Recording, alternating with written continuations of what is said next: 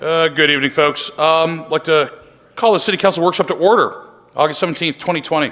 First on the agenda, discontinuance of Butler Hill Road. Dan Goyette, Director of Public Works. Good evening, Mayor, Councilors. So this has been a discussion point for a number of years now. Mr. Haynes owns a large parcel of property that abuts both sides of Butler Hill Road. If you're not familiar with Butler Hill Road, it basically is a cut through from Minot to Hatch Road, sort of parallels Minot Avenue. He has been talking to both Public Works and the City Manager's office for a number of years about discontinuing the portion that bisects his property. Public Works has had no objection.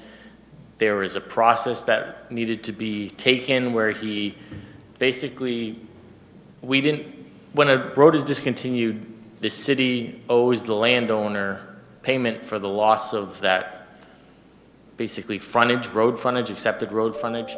He has waived that fee and just wants it discontinued. So essentially, it would be a dead end from Hatch Road to his property line. He has given and signed an easement for Public Works to go in and construct a turnaround so our plow trucks can turn around at the property line and plow out. On the Minot side, it would also be discontinued at the town line with signs.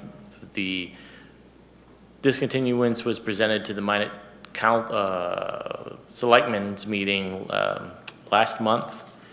Their main concerns was having signs constructed that would indicate that the road is now a dead end, and they requested that the City of Auburn build those and put those up, which is not a problem. We have a sign shop at Public Works where we would construct those and install those. And other than that, it is kind of a blessing for Public Works in that it's a very popular cut through.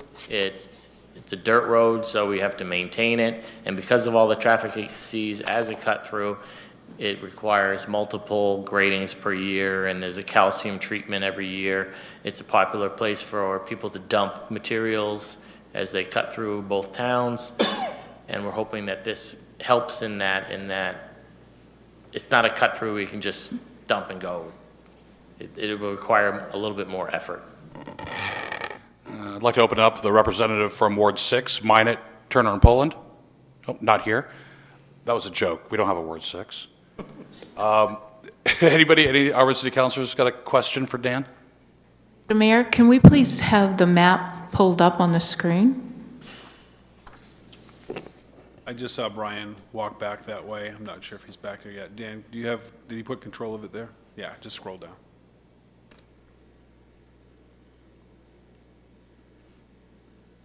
Any other questions while I pull the map up? Oh, it's right there. I do have a question if we can ask them now. So you talked about constructing a turnaround. Would that also create a barrier so that people couldn't continue on down the street?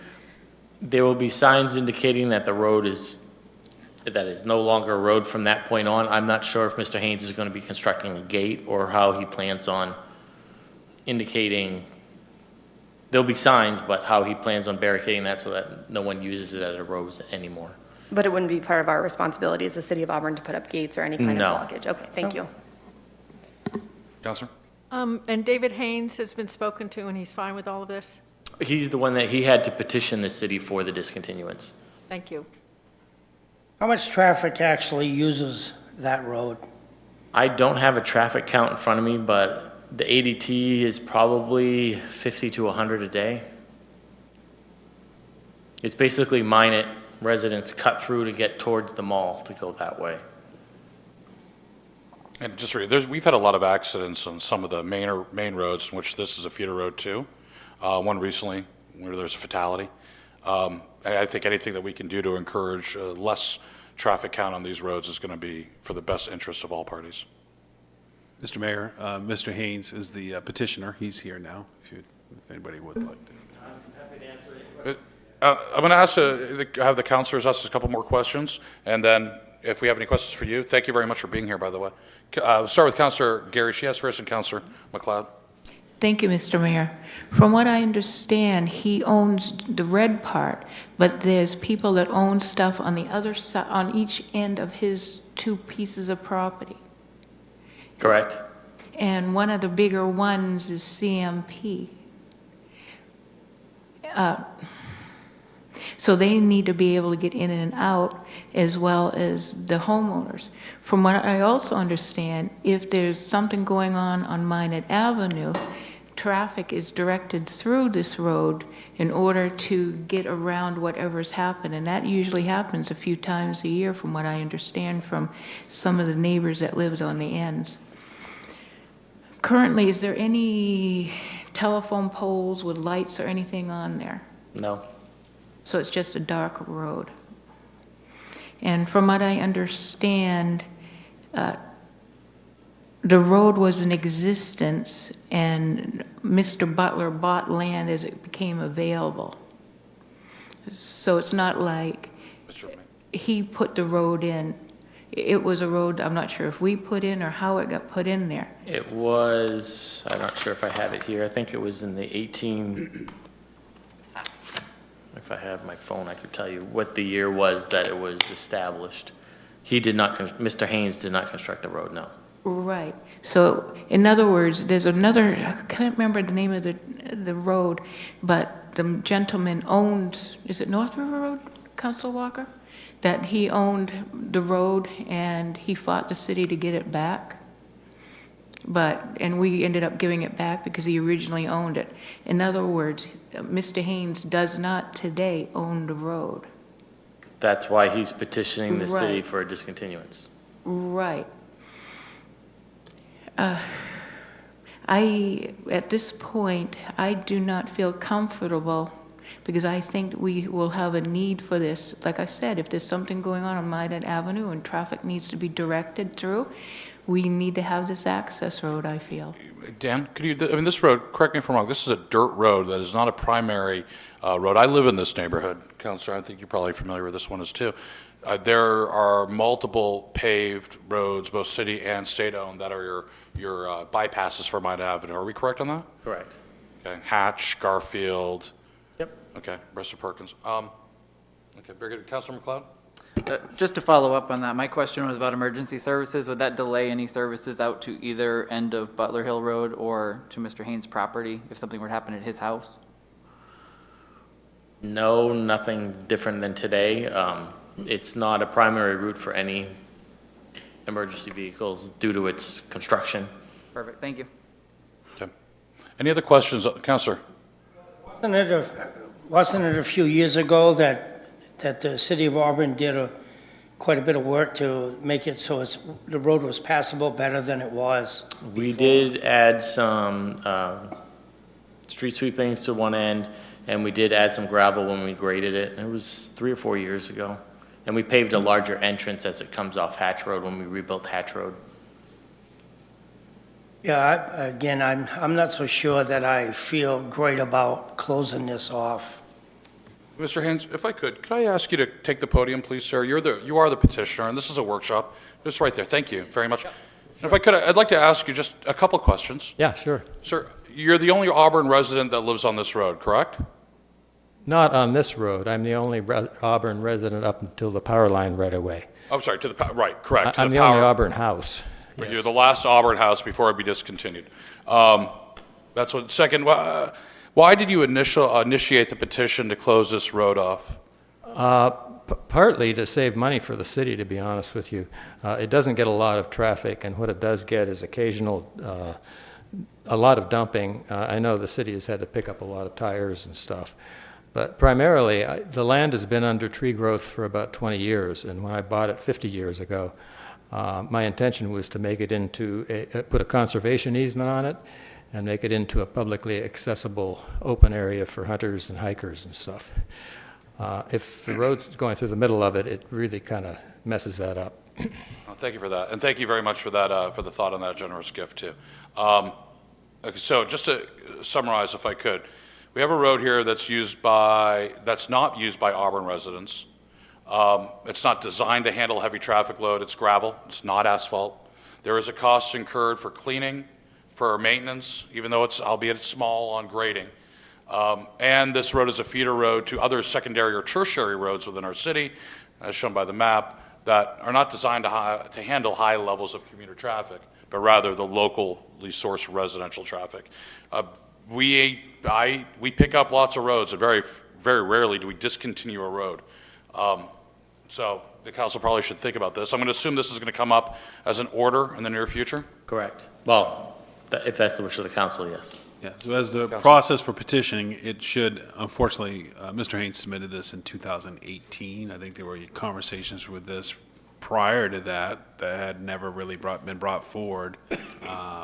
My intent is to move petitions forward, bring them before you. Even after the discussion of this, you should vote this petition up or down, so you will see it in a future order. Very good. Are there any final questions? We can obviously have time to debate it during the order. Councilor Boss. Annual cost savings for discontinuing the road. It's hard to quantify because we will still need to send a grader out there to pave the portion that will remain city property.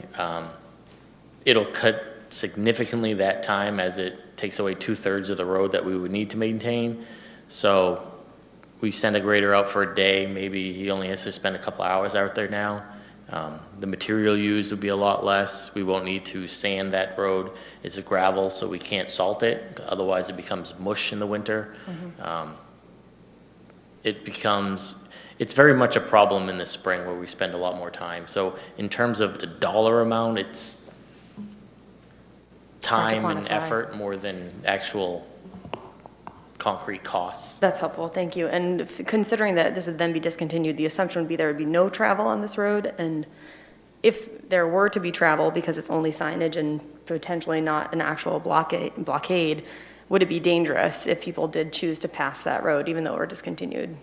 I'm assuming it will be not passable, I guess, from Mr. Haynes' point, how he's going to block it at the Minot Town line, whether it's boulders or a gate, same at where the turnaround is constructed. Thank you. I think that would be my concern. If we don't do any maintenance, but people do still end up using it, if it's not actually blocked off, and it could be dangerous. So thank you. Okay, seeing no further, I do have one. Councilor Walker. Wait, actually, how much of that road will still be left if he blocks it wherever he blocks it? How much is still going to be your It's about responsibility? 1,100 feet, How much is going away? 3,200. Mr. Haynes, you had another question or a comment? Oh, I just wanted to point out, that road was established in 1778, Thank you. and our property was there in 1800, before Auburn was broken off from Minot. And so the town line actually runs through our front lawn, barely makes us into Auburn, runs up back and forth across Butler Hill Road, actually. And that road was a main road back in 1810, 1820. As far as ownership goes, it is not owned in fee by the city. It is owned as they have a right of passage, and that means they have to maintain it if it is not discontinued. Yeah, thank you for that, sold. Thanks for that history. We're going to obviously move forward with this, and we'll look forward to having further questions and debate, if needed, during this as it comes up as an agenda item. But Mr. Haynes, first, thank you very much for actually going through the petition process. It's great to see this happening in any town or city. And second, thank you very much for thinking about turning some of this into conservation land. I think that's fabulous. So, and if you ever want to talk more about it, please come back to see us. Okay. Well, I understand there will be a public hearing about this later, So this will Yeah. be on the council agenda for September 8th, Mr. Haynes. September 8th. Okay. I have another question. Do we know if any of the people that on the other end, the Minot end, are against closing the road that comes into Auburn, or do we know that or not? I have a letter here from the town administrator. This was on a public meeting that they had. And the town, they just basically state the town does not have any objection. Our obligation was to notify Minot because of where it connects in. You see that little spot there. So that was a requirement on us for notifying those that would be impacted by this, but it does not require us to necessarily contact the residents on the other end. But I believe, when I did have a conversation with the town administrator, and this is a issue of concern for their residents on this road as well. And so she felt like that was not going to be any concern, so. My Minot neighbors have been after me for about 10 years to approach Auburn to discontinue the road because They don't want the it traffic is a either. serious hazard for them. Even though it's a 25 mile per hour limit going down into Minot Corner, cars are going through there 60 miles an hour. It goes into, if you aren't familiar with it, but where it enters Route 121 is one of the most dangerous intersections in this area. There are 5 roads that come together. One's coming up from the Little Androscoggin River, one's on a curve, and it's a dangerous place. If you want to go out there today, you'll see many automobile parts piled up at my neighbors' neighbors down there because it's just, it's a bad place. I've been going through it for 50 years. Well, thank you very much for that. No, it is. I just remembered I grew up right south of that intersection when I was a kid in Poland. So, yeah, I think I rode my bike up and terrorized you and your neighbors years ago. Thank you very much for your time. Can't prove it now, though. Thank you. Next on the agenda, we have Mr. Hazelton from the Auburn Water District. Dan, could you just check to see if he's... Yeah, that's us. Okay, and we're going to have Phil Kroll presenting the Lake Auburn study, or a proposed study.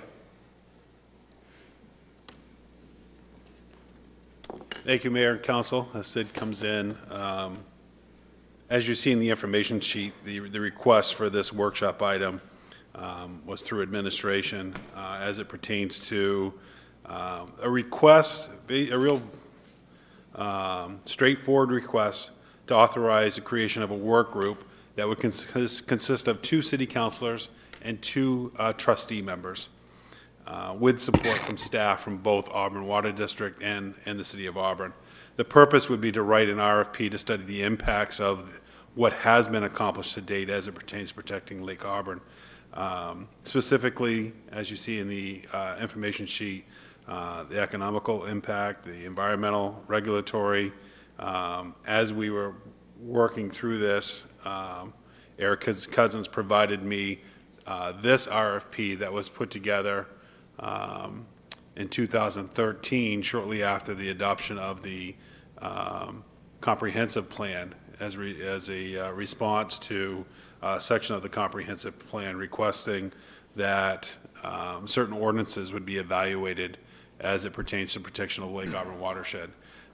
So I added that in there for you so you could get a sense of the type of RFP that we'd be seeking. This is just one component of those 4 focus areas. The other would be, as I said, regulatory, and then also the community. Throughout the community, and I've heard many times, I'm sure you have as elected officials, there are 3, 4, probably 5 different positions as it pertains to what should be doing, what we are doing, what could we be doing as far as protecting Lake Auburn and some of the ordinances as it pertains to Lake Auburn. It'll be important to identify those within the community so that would allow the study to be able to answer those positions or concerns. So why are we doing it? Honestly, it's important timing, I believe. Endless hours of either committees or staff time is spent on responding to or looking into or finding reports, providing information regarding some of these discussions that are taking place as it pertains to Lake Auburn. One thing that Sid and I mentioned was having an independent firm, we believe is the best approach to what we're looking to accomplish. That would outline the 4 focus areas that can bring credibility to discussions moving forward. Sid has a great deal of experience, knowledge as the superintendent for Lake Auburn. However, oftentimes when Sid will come in and present, he may be dismissed or his credibility is questioned as a result of what he may be sharing. And it becomes a trust issue as we bring matters forward. We look forward to having this opportunity to have an independent review, to be able to provide the information that's needed. And if we can agree to conduct a study, evaluate the findings, allowed for sound decision-making moving forward, we believe will be in the best interest for the City of Auburn. The funding for this aligns directly with the comprehensive plan, so we would propose that the funding be taken from that. We have done some research on types of firms and groups that are locally, meaning in the state of Maine, but then also outside of the state of Maine. We being staff, internally staff, City of Auburn staff has done that. But that would be a starting point for the work group to begin looking at identifying an RFP that we then would submit this to those firms and request for response. So that's, I would ask Sid to add anything to that, but that's basically what Sid and I have discussed. We've had some conversations with our chair of our water district as well as trustee member as we've been discussing this. And we outlined these 4 areas as probably the best approach for a study moving forward. Sid, do you have anything to add? Not really. I'm here more to answer any questions anyone has, but I appreciated the opportunity, Phil. As Phil mentioned, he called me in and we talked about this, and I do think overall it's a great idea. And there's a lot of, the management of the water system is a very complex issue, and it's hard to, talk about it or solve things in little sound bites. I think it would be a great thing to have a comprehensive study done, get all the issues out there, look at them, bring them back, and really have a chance to investigate, the ins and outs of running a water district. I think it is important to take this, one step at a time to make sure you understand or agree to what the objective of this study should be.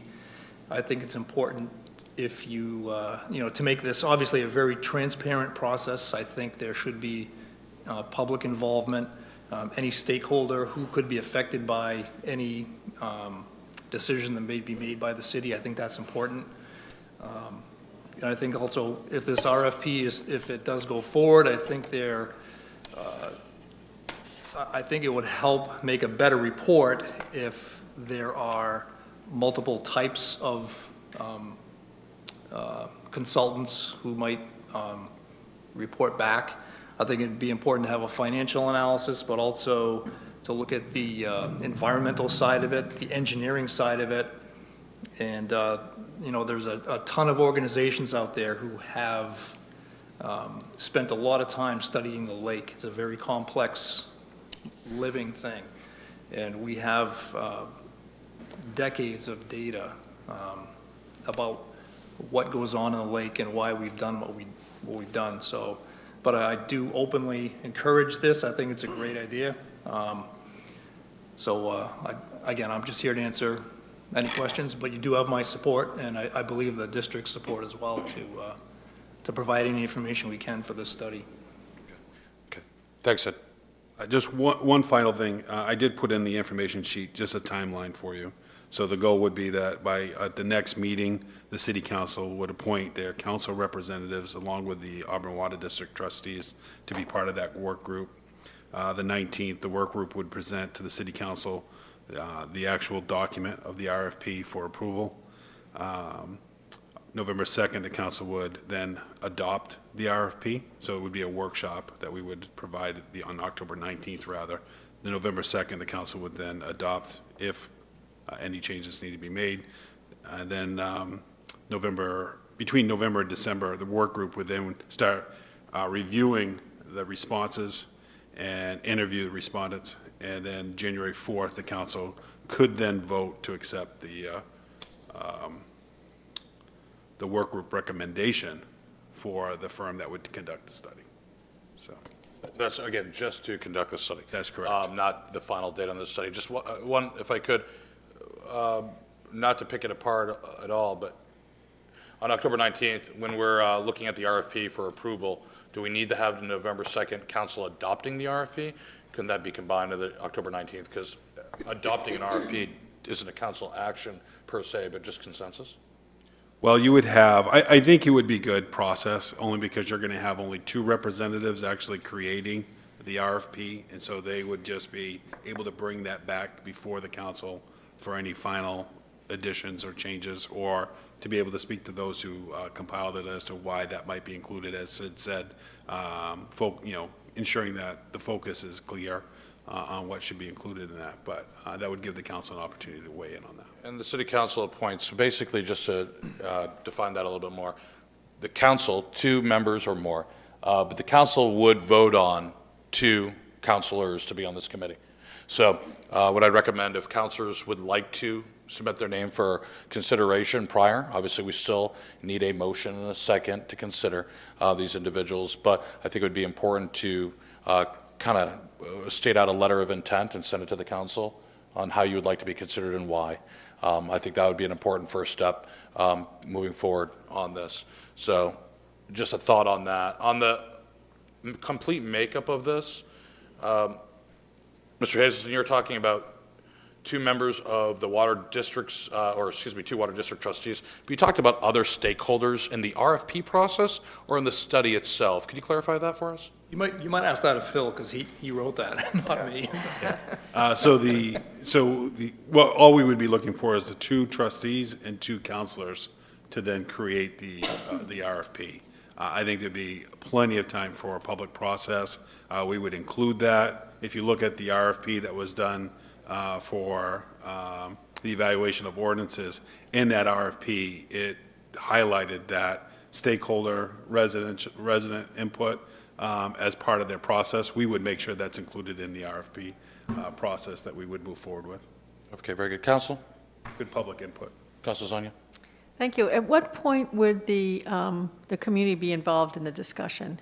During the RFP. So if you were to hire a firm to conduct the RFP, that's when the community would then get involved in the firm or organization would then hold public input sessions, meet with stakeholders, gather all that information, different groups. Thank you. So very similar to, I'm going to use an example, Lewiston 2015 hired an outside firm to conduct their comprehensive plan review. A lot of stakeholder meetings, I was involved in some of that then as well, so very similar process. But again, that will all be prescribed out in the RFP that's made by the work group as well. Councilor Boss. Thank you. I think we should consider having a 5th outcome on this list, which would be the ecological impact. When I think about the environmental impact, I think about, from clearing land and creating impermeable surfaces around the lake, you're going to see nutrient loading and you're going to see warming waters and you're going to see all these environmental impacts. But I want to see the cascading effects on the ecology of the lake, so on the animals and the wildlife and the habitat. I think it has to Mr. Hazelton's point, I think it really needs to be comprehensive in scope, and that's a really critical piece. Councilor Gary, I'm sorry. Thank you, Mr. Mayor. What part does that Auburn Watershed Protection Group have in this? And then the other thing is, will the scope of work also take in our city outlet, which is fed by Lake Auburn and some other streams? So the Lake Auburn Watershed Protection Commission has Yes. their own charge, their own function. They would certainly be a stakeholder that when a firm was then hired, they would have to be meeting with them pretty regularly because they've been established for many years. Yes. And certainly, their primary focus is protecting Lake Auburn. So that would be one of their key stakeholders. Right, that, as because was this referenced. commission is made up of more people than just Auburn residents. Correct. So. But their focus is for Lake Auburn, so that's. Right, but there's parts of water from their municipalities that comes into it. And that feeds also, I think, into the study, because we're trying to keep the water as pristine and best we can for our drinking water and keep our high quality. And it would be a darn shame if these other municipalities didn't have the same type of rules and things to keep the water that flows into ours as clean as they can. So again, RFP, request for proposal, 2 counselors, 2 trustees, just in order to compile all the questions that will need to be answered by the firm who wants to bid for this. So it's the pre-work, but it does set the stage on what the requirements are going to be going forward, not necessarily the outcome, but the requirements, what needs to be addressed. Councilor Milk, how are you and the trustees feeling about this? Have you had a chance to have a meeting on this yet? No, not since we sat down with a formal to put this forward. So I think there's a very strong feeling amongst the trustees to evaluate. There's talk of, bylaws and a number of other things. So I think having a nonpartisan, independent study that it's not, recommending action or anything. It's evaluating, or I guess it could be recommending some action too, but it's evaluating the way things are. It's not mandating any sort of action. So I think it's a good move. I like that, that Sid's very supportive of it, and I think the board's supportive of it too. But we have not had Very good. a formal vote on it, so we can perhaps bring that up in the, It is on our agenda for On the agenda. our Wednesday trustee meeting, so we'll certainly discuss it. Very good. Is there any other questions about the RFP process right now? Would include that, you mentioned Councilor Milk's bylaws. Would they be also looked? that's the Auburn Water District, their own bylaws. So that's, That wouldn't be considered in here. I think bylaws can be drafted based upon recommendations. I actually think that, just as my own personal opinion or from a mayoral position, if you would, that going through a bylaw step with this kind of hanging as a cloud, it's being done, knowingly it's being done with a firm execution date, it might almost make sense to push off doing your bylaws until you get some results of the study, because that could actually educate, I think, your process. Right, that was a bit. my question. But that's up to them to decide, of course, just thinking about efficiency of work. But again, the bylaws should be influenced probably by this document, just like our ordinances are influenced by the comp plan. Councilor Boss? Have a ballpark for the expected cost for the RFP?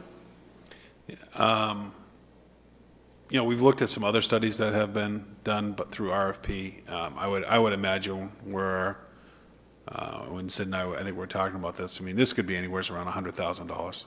So. Thank you. I just had one quick question. Being a municipal organization, is there any way that we can, I don't want to say force, but get some of the study to come to fruition if it turns out that it's something that the watershed protection has been fighting against? I.e., if they come back and say we should have motorboating everywhere, we should have sailboards and stuff like that, because it's okay, is that anything that we can impart on the water department to happen?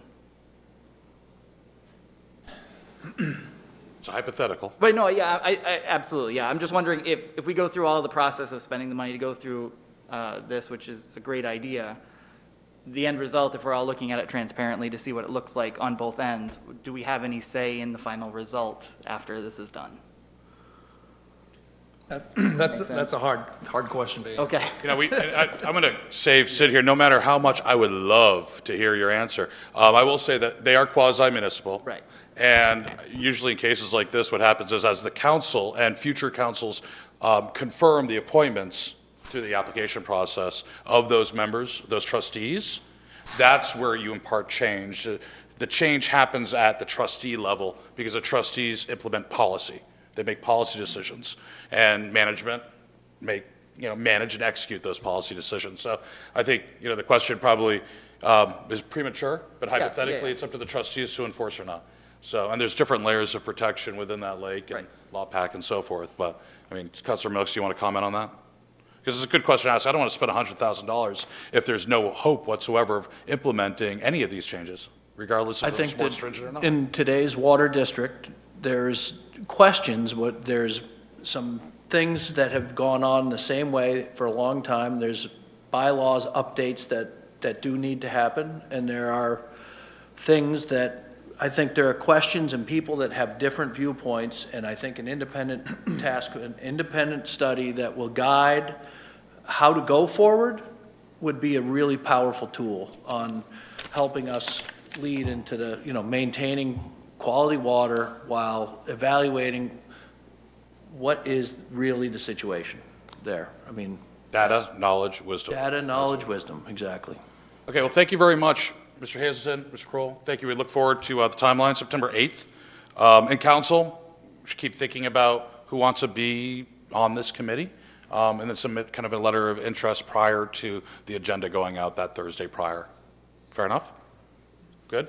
Okay. Will there be a vote on whether this study goes forward? That's at the next council? So meeting? the order would be to create the work group and then appoint the members at the next meeting.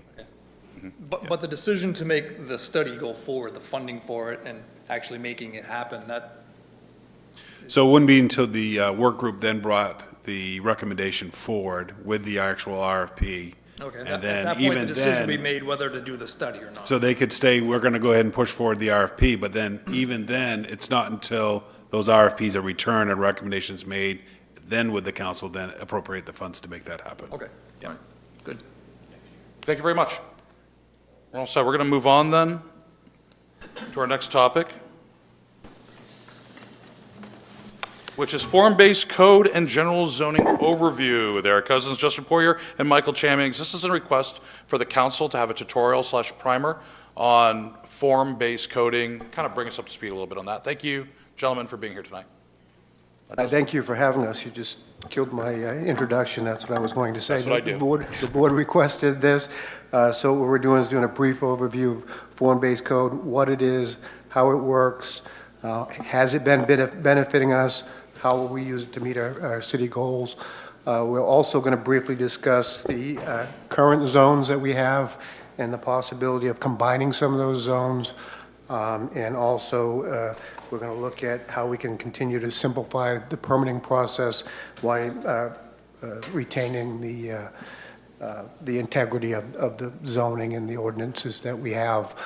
So what we did is we took the PowerPoint presentation that was presented roughly, I think, 6 years ago when they passed this ordinance, made some amendments to it, did the Reader's Digest version to give you an overview.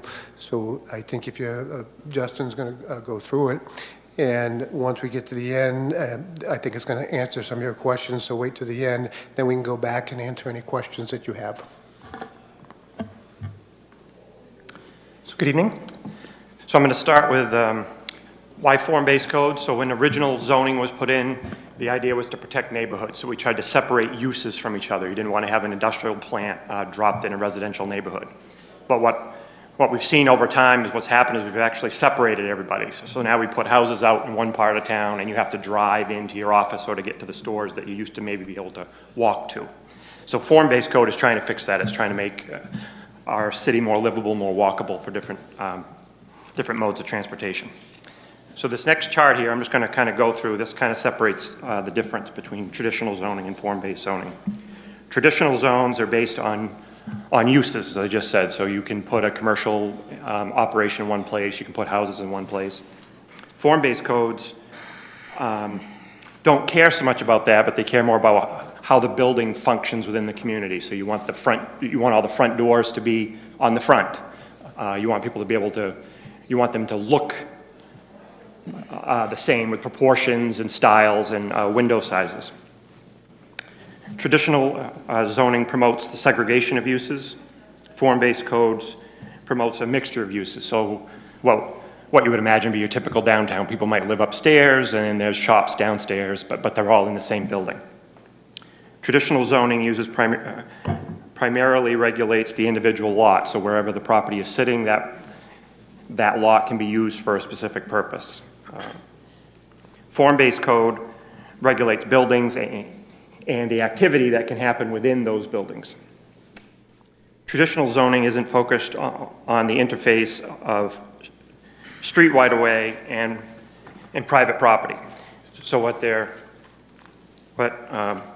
we're talking about there is when you have a facade of a building, it might have an awning or something that overhangs the sidewalk, or you might put at a coffee shop, you might have tables that are out on the sidewalk. The sidewalk is a public place, but you're interacting with what's going on inside the building. You're merging those things together. Zoning doesn't care much about the design of buildings, and with form-based code, we care a lot about the design of buildings. Like I said, you want your windows to sort of be somewhat symmetrical to the neighborhood. You want the building heights to be even. You don't want to have an 8-story building next to a 2-story building running down your main street. So we care a lot about those types of things. Is there any questions on that before I move on? Okay. So the benefits of form-based code It's very adaptable. So it's not one size fits all. You can adjust to the context, to the corner that it's on, to the street that it's on. You can make adjustments to what would be allowed based on whatever the objectives are of the community. So when you put in the form-based code, you say kind of what you want in a particular area, and you can make the code allow that activity very specifically. Increased predictability and lower risk for developers. Form-based code has pictures of what we want the buildings to look like and where we want them to sit on the lot. And the requirements are spelled out in the code. So a developer can look, they can see immediately what should be allowed to be built on that site without having to worry about so much the subjectivity of the planning process, and creates a more desirable community. So we're talking about having walkable cities, having the businesses and homeowners be able to commute easily without having to go down busy highways with vehicles. And form-based code is much more flexible, which also goes to making it easier on developers. We don't require expansive parking lots, things like that. If you're trying to build a downtown area, usually when we look at malls or big box stores, it's done on a square foot basis. You have so much square foot inside, and the regulations require you to have a lot of parking spaces, so if that building was full, there'd be enough places to park. Clearly, you can't do that in downtowns. We don't really think about that. We want people to get to the downtown other ways than just having large expanses of black pavement everywhere.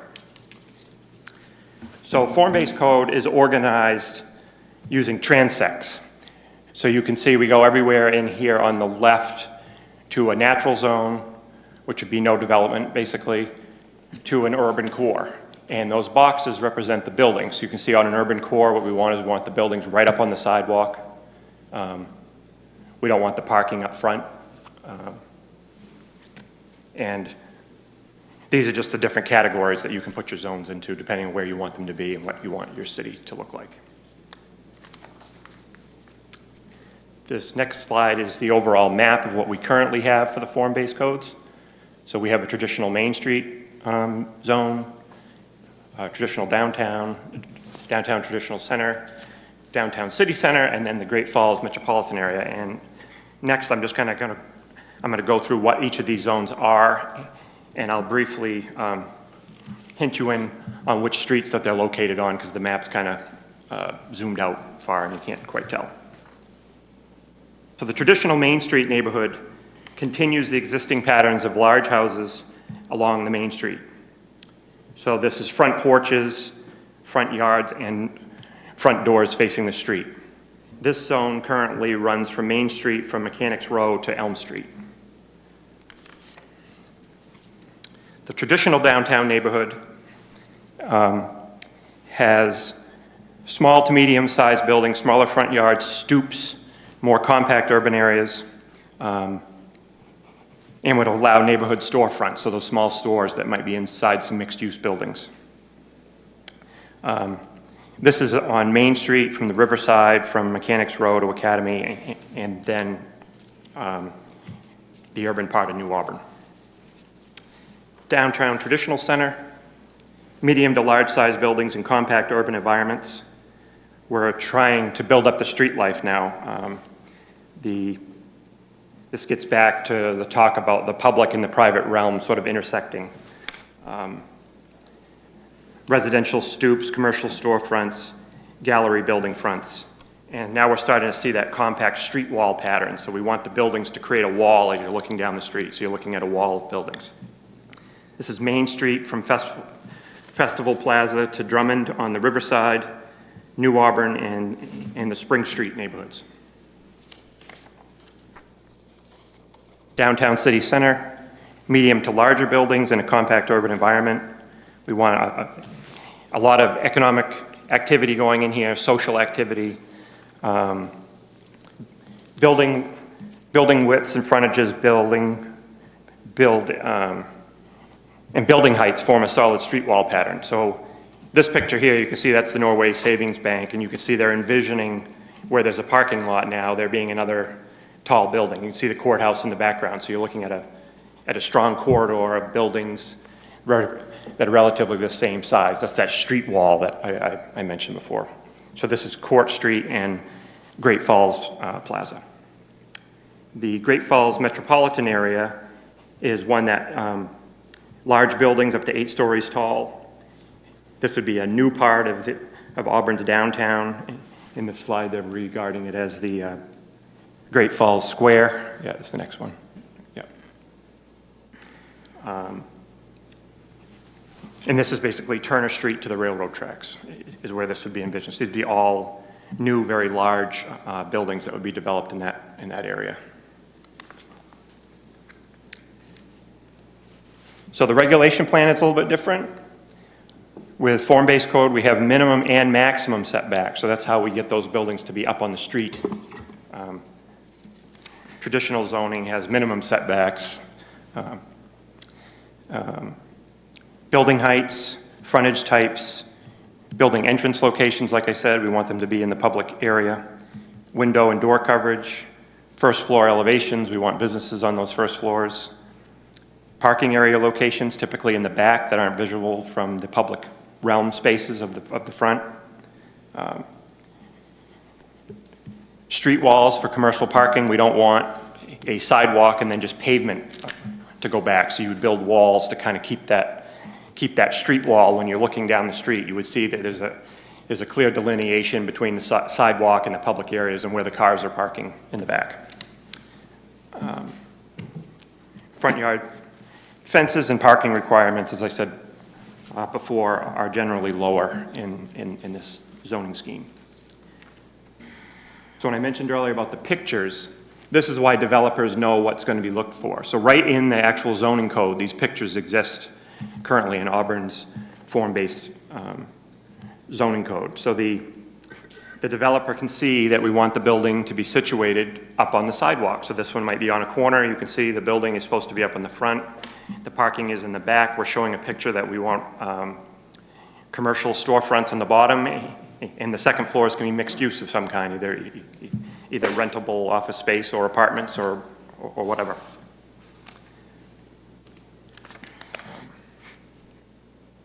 This other feature is sort of the area I was mentioning about the interplay between the public realm and the private realm. So you can see this line here is indicating on each of these pictures the types of buildings we want to have in each of those zones. So that dotted line is the spot in which the private property starts and the public area begins. So with the gallery, for example, the building might be right up on the sidewalk, but they may have an awning or something that's actually in the public way for those buildings. This last slide that I have here just goes to the idea that developers can easily see under this scenario. Can you go to the next one here? This shows like what the allowed uses are and what the requirements are. So you can see in a grid what's permitted,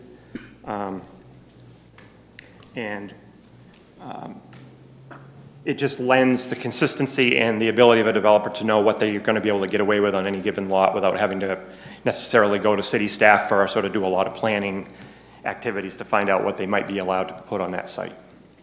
So that's all I have for my formal part of the do you have any questions on form-based code? Council, just open this up. This is one of those conversations where I don't want to control. So ask questions, please. I have a few questions. Please ask. It's a lot of information. Just go. Thank you. Form-based code seems to be pretty neat because, like you said, it allows businesses or business potential builders to know what they can do.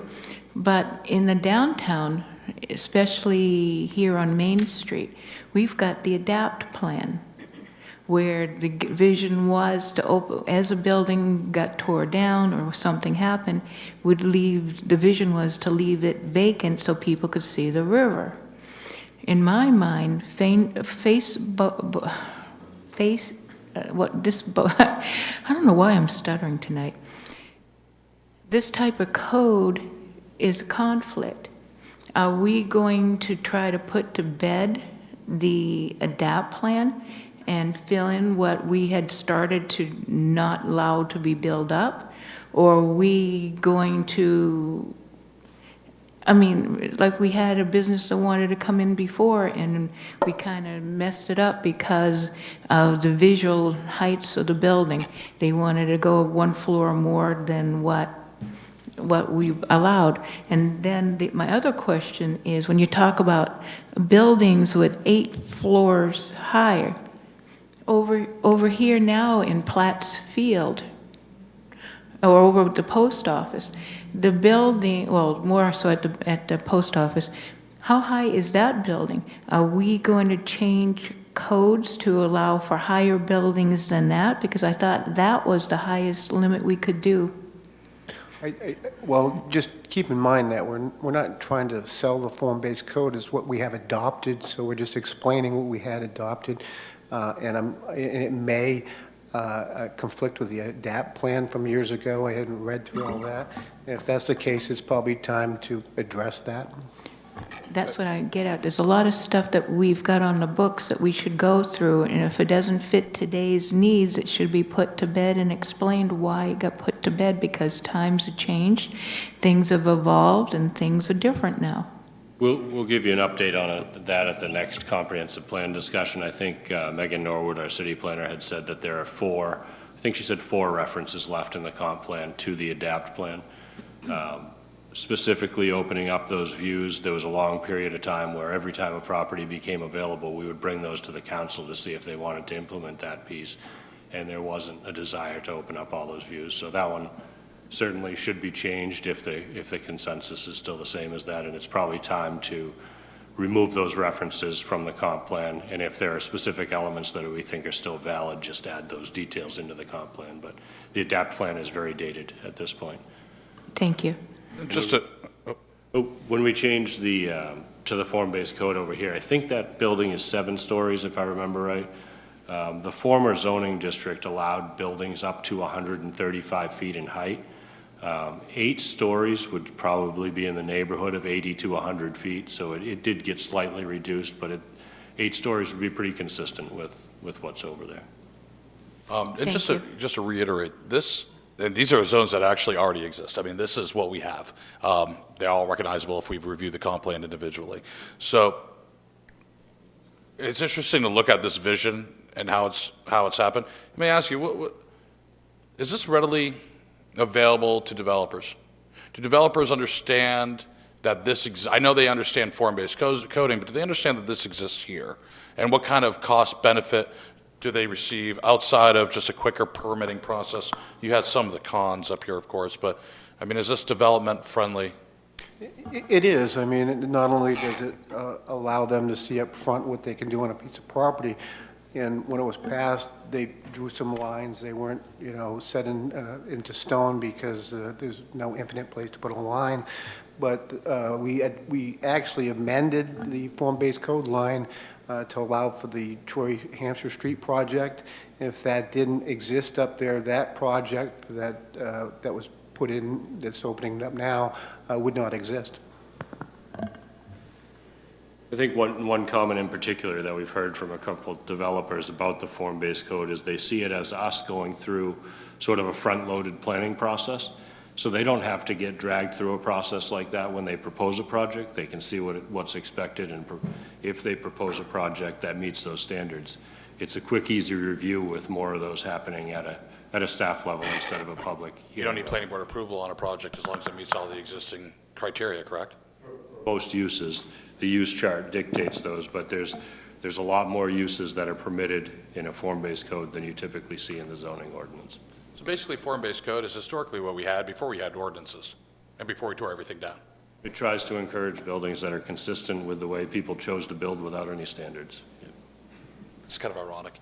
Yeah, we'll leave it at that, just for that. Let that sink in. It's also going to segue into when we briefly discuss also the industrial zones that we have, the commercial zones, and simplifying the permitting process at a staff level. Just, my assumption is that in the new Auburn plan, that form-based code informed that. Oh, the village plan? Yeah. Yes, it absolutely did, and the site's designed to try to accommodate buildings that meet that code. Yeah, that's a good example to go see what can happen.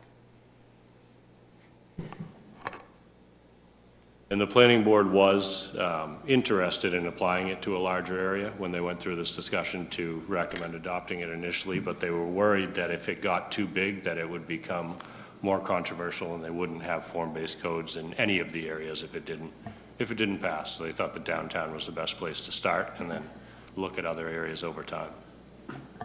Eric, did we provide a copy of our current zones that we have now on a PowerPoint? Yeah, we wanted to do a quick overview on zoning in general after we get through the form-based code discussion. I think we're there now. As long as we don't step on the work that and your presentation on the planning board's recommendations for the comp plan review, I don't want to get ahead of that group too much, so I'll just throw that out there. Ben, I think Councilor Milks, you had a question before we moved on? No? Okay. May I ask one more question? Thank you, Mr. Mayor. When the buildings are built up to the curb and the parking's in the back, and if you have a whole wall of buildings, how do you get to your car that's out back if a business is closed? Say, like if you went shopping and the vision is all the buildings are built the whole length of the street. I parked my car out back. I could get through to the car because the business was open, but then I stayed later because I ate supper and I need to get back. Will I have to go all the way around whatever blocks to get to the car, or will there be, in our vision of development, ways to get through somehow the buildings, between the buildings? I think Main Street's a good example here, Main Street and Court, where we have solid building lines along these sections of Main Street with a parking garage out back. We have an alleyway on Main Street, so you'd need to build those into your designs to be convenient for your customers, really, to move. Thank you. So we won't go into a lot of detail on zoning in general, but just generally, we currently have 14 zoning districts. Starts with the lowest density district as number 1, the Agriculture and Resource Protection District. Then it goes to the low-density country residential district. That's a 3-acre minimum lot size, 325 feet of street frontage requirement. Allows for single-family homes as well as a lot of agricultural uses, and it does not allow for 2 families. As you move to the low-density rural residence district, as long as you have double the minimum lot size is 1 acre. As long as you have double that, then you can do 2-unit buildings, but multifamilies are not allowed. Suburban residence is the last, I guess, in the consecutive districts, the last one that exceeds the minimum lot size for state septic system standards. It's just over 20,000 square feet at a half an acre. You can do 1-family or 2-family homes in that district. Urban residence district is now you're inside of areas where the city has public sewage available, 10,000 square feet for a single family, 100 feet of street frontage, or 12,500 square feet of lot area for 2-family homes. So a pretty flexible standard even for a 2-family home. Urban residence is probably, it's the most common district you see in our sort of in-town historic single and 2-family home neighborhoods. Up on Goff Hill, both sides of Court Street, mostly urban residents, and you'll see that in a lot of, mostly single-family neighborhoods with an occasional mixed-in multi or 2-unit. Multifamily suburban district, we have some of that out by the mall area. Falcon Creek area, the apartments, Auburn Mall apartments, Falcon Creek are examples of what you would see in that district. Definitely has city sewer. It allows for a mix of single and multifamily homes. Multifamily urban district is a 5,000 square foot minimum lot size, 50 feet of street frontage typically, allows for a single family home, and then if you're doing multifamily, it allows for a fairly high density with 5,000 square feet for the first unit, and then every additional 1,000 square feet of lot area you have, you could add a unit to that property as long as you can provide parking. So that one is our highest density, purely residential zoning district. Planned unit developments, when these are proposed, they actually create their own district. There's a set of standards that developers would have to use, and they can do some mix of residential and commercial development. They meet all of the setbacks and standards around the perimeter of the development, but they're allowed some flexibility internally for planning a larger development. Downtown Enterprise Zone, that is mostly in the High Street, Academy Street neighborhood, just out here behind City Hall, Elm Street.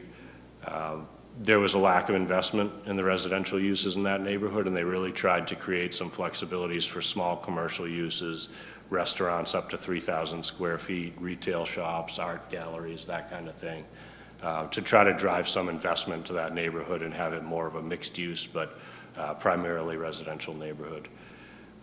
Neighborhood business district, these are generally individual properties or groups of properties that had neighborhood businesses on them historically. Heath Coast is an example, Lake Auburn, Zapizza Market, I think it is now on Lake Auburn Ave. There's a couple of them in New Auburn. They were typically little commercial islands that served the neighborhood, and they tried to preserve the ability for those to transition to other uses that serve the neighborhood or don't impact the neighborhood and continue to be used as commercial. General business district, most of Center Street, Washington Street, the mall area is all our higher intensity retail and commercial uses, and light manufacturing allowed in the general business district. The GB2, or Minot Avenue GB2, as the ordinance calls it now, is really a general business district minus used or new car sales. There was a planning process in the late 80s, early 90s, I think it was, that determined that we had an auto row on Center Street. We didn't want another one on Minot Avenue, according to the community at that time.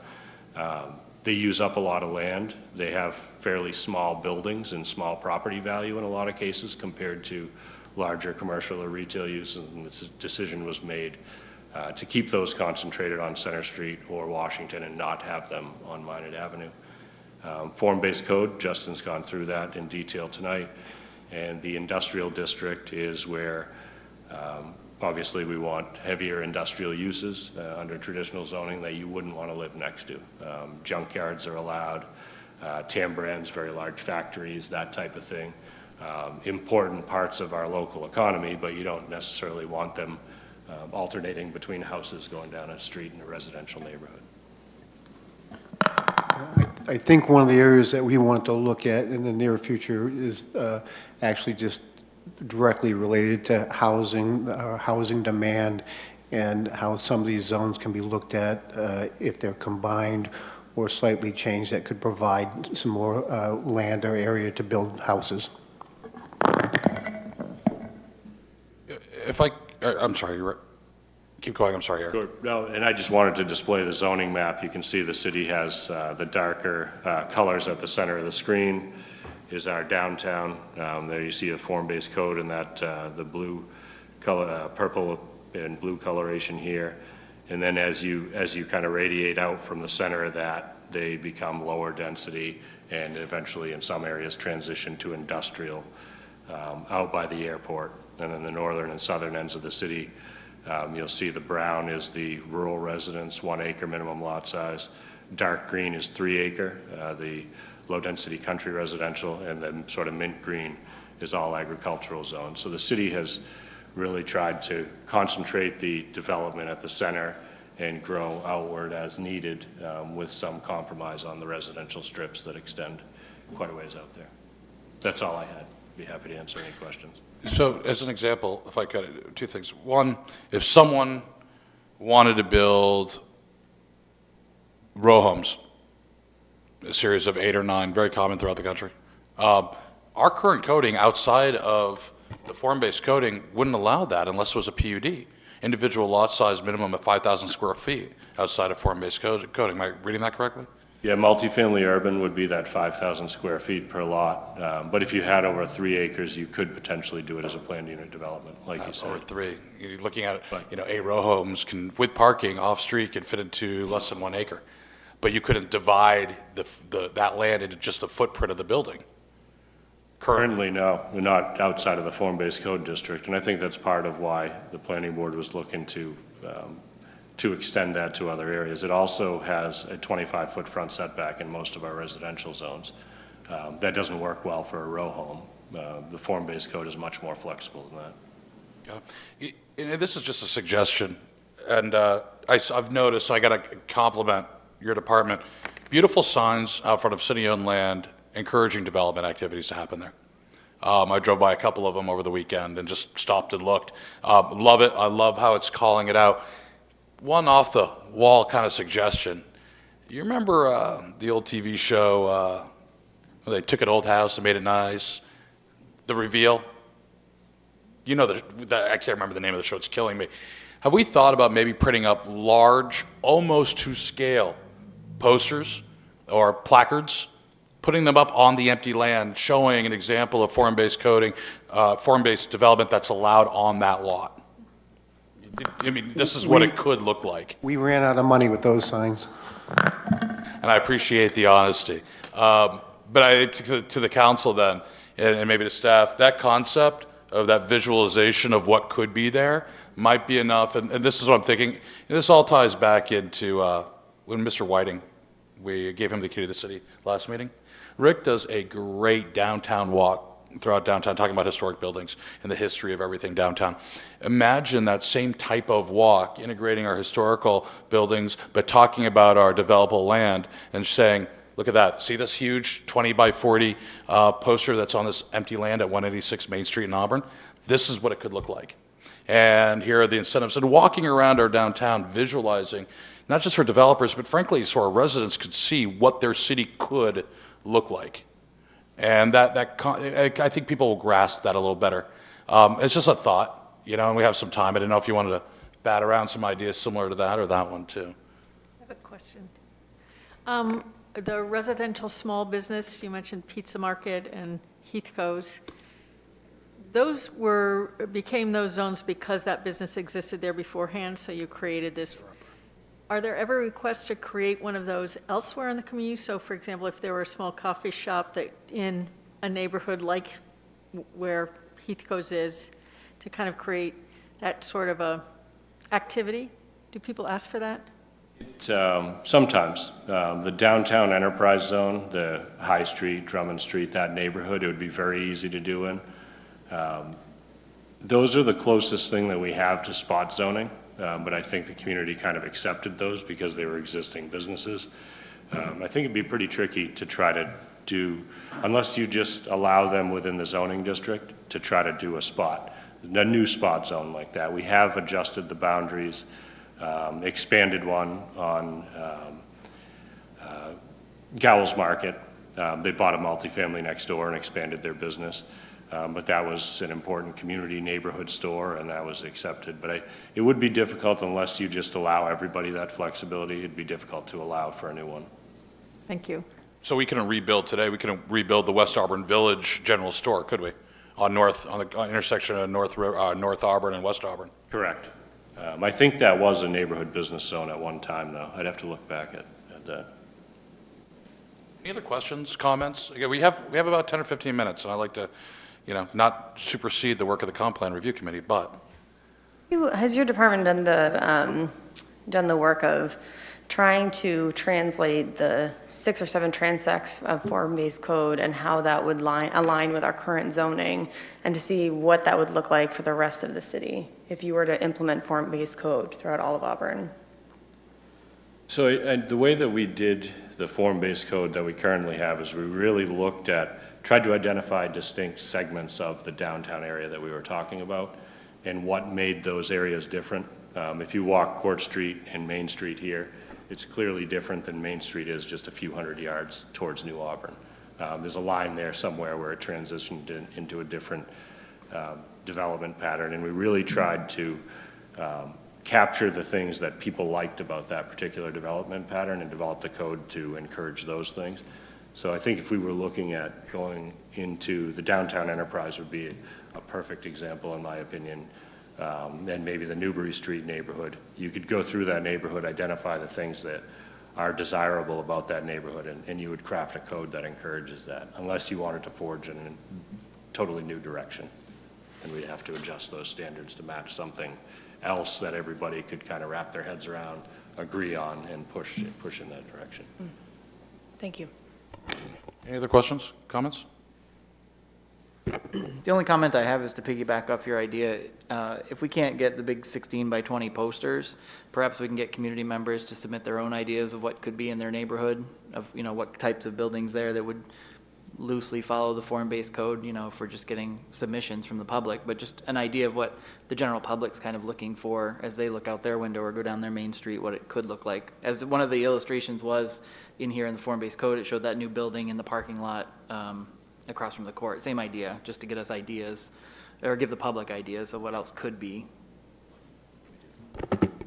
I think we'll direct this to Phil. Council, if you're in somewhat of agreement, do we want to see if administration can find out a way, a means, to maybe do something that's more visual, bigger, better? We are working on a GIS model, so you could do sort of a virtual walkthrough. I mean, maybe we could project that on something, or, you know, something along those lines. Drive-in movie theater. Okay. So I think that's a great follow-up. Again, we're all thinking about it. People are going to be, they keep coming up to this area, and I think it would be kind of exciting for the residents to see what could be taking place, so. Okay, anything else? No? Gentlemen, thank you very much. This is extremely helpful. I know it's helpful to the council, extremely helpful for me. It's great to see that what's going on, so we have a basis to work from. Thank you. Thank you for your time. Okay, at this time, I'm going to close the workshop. We'll be back in about 19 minutes for a regularly scheduled council meeting.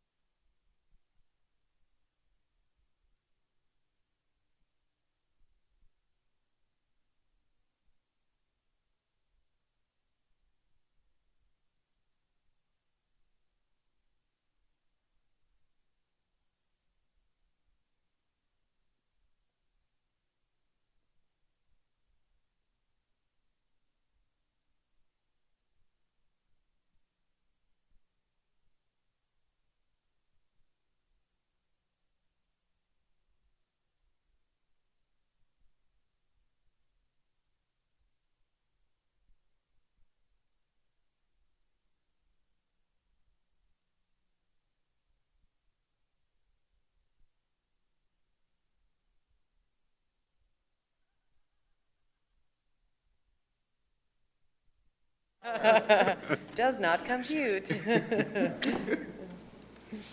I'd like to call to order the City Council meeting of August 17th, 2020. Please join me in the Pledge of Allegiance.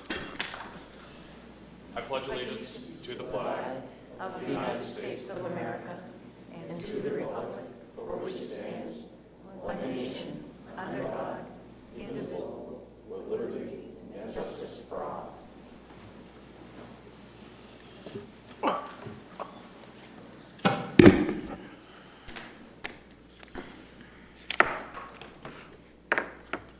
Okay, next, folks, on the agenda, actually first on the agenda tonight is consent items.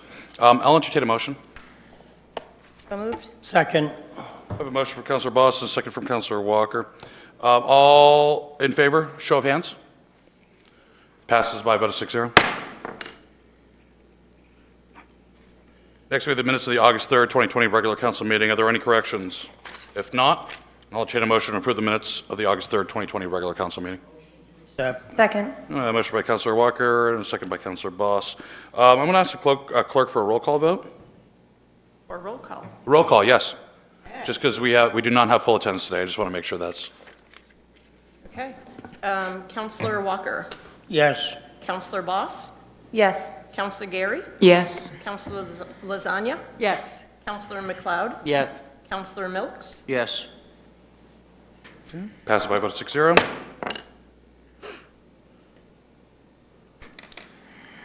Next, communications, presentations, and recognition. First, we have a Planning Board Comprehensive Plan update. I believe Mr. Chamings? Well, it wasn't mine, but I'm here, so. Very good. Well, we'll take you.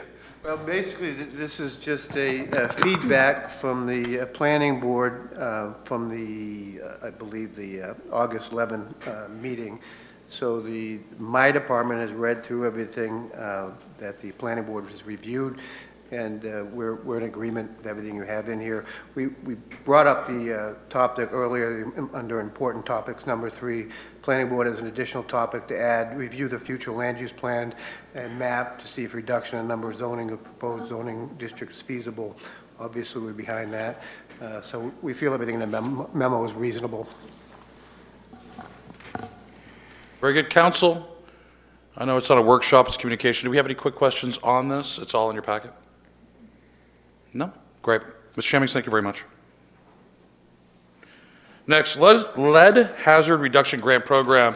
Our Assistant City Manager, Mr. Woods. Good evening, all. I just wanted to provide a quick update. There was a great deal of interest both by staff and by council with regard to the lead hazard control in healthy homes application from HUD. It is due August 24th after extensive conversations both internally and information sessions. We are not going to be able to apply for this particular round. It's a fairly extensive grant with a great level of effort, and just given the short timetable. But we are expecting to be able to apply for the next round, hopefully sometime in March or April of 2021, and are working internally to make sure that we have all the necessary documentation prepared ahead of time.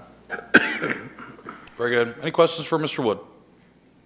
None being? Thank you very much, Mr. Wood. We really appreciate that update. Good luck and keep us posted.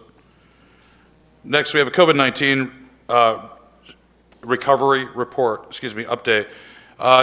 Deputy Chief Fifield and Mr. Mark Goslin are away this week, so I'm going to turn it over to the city manager.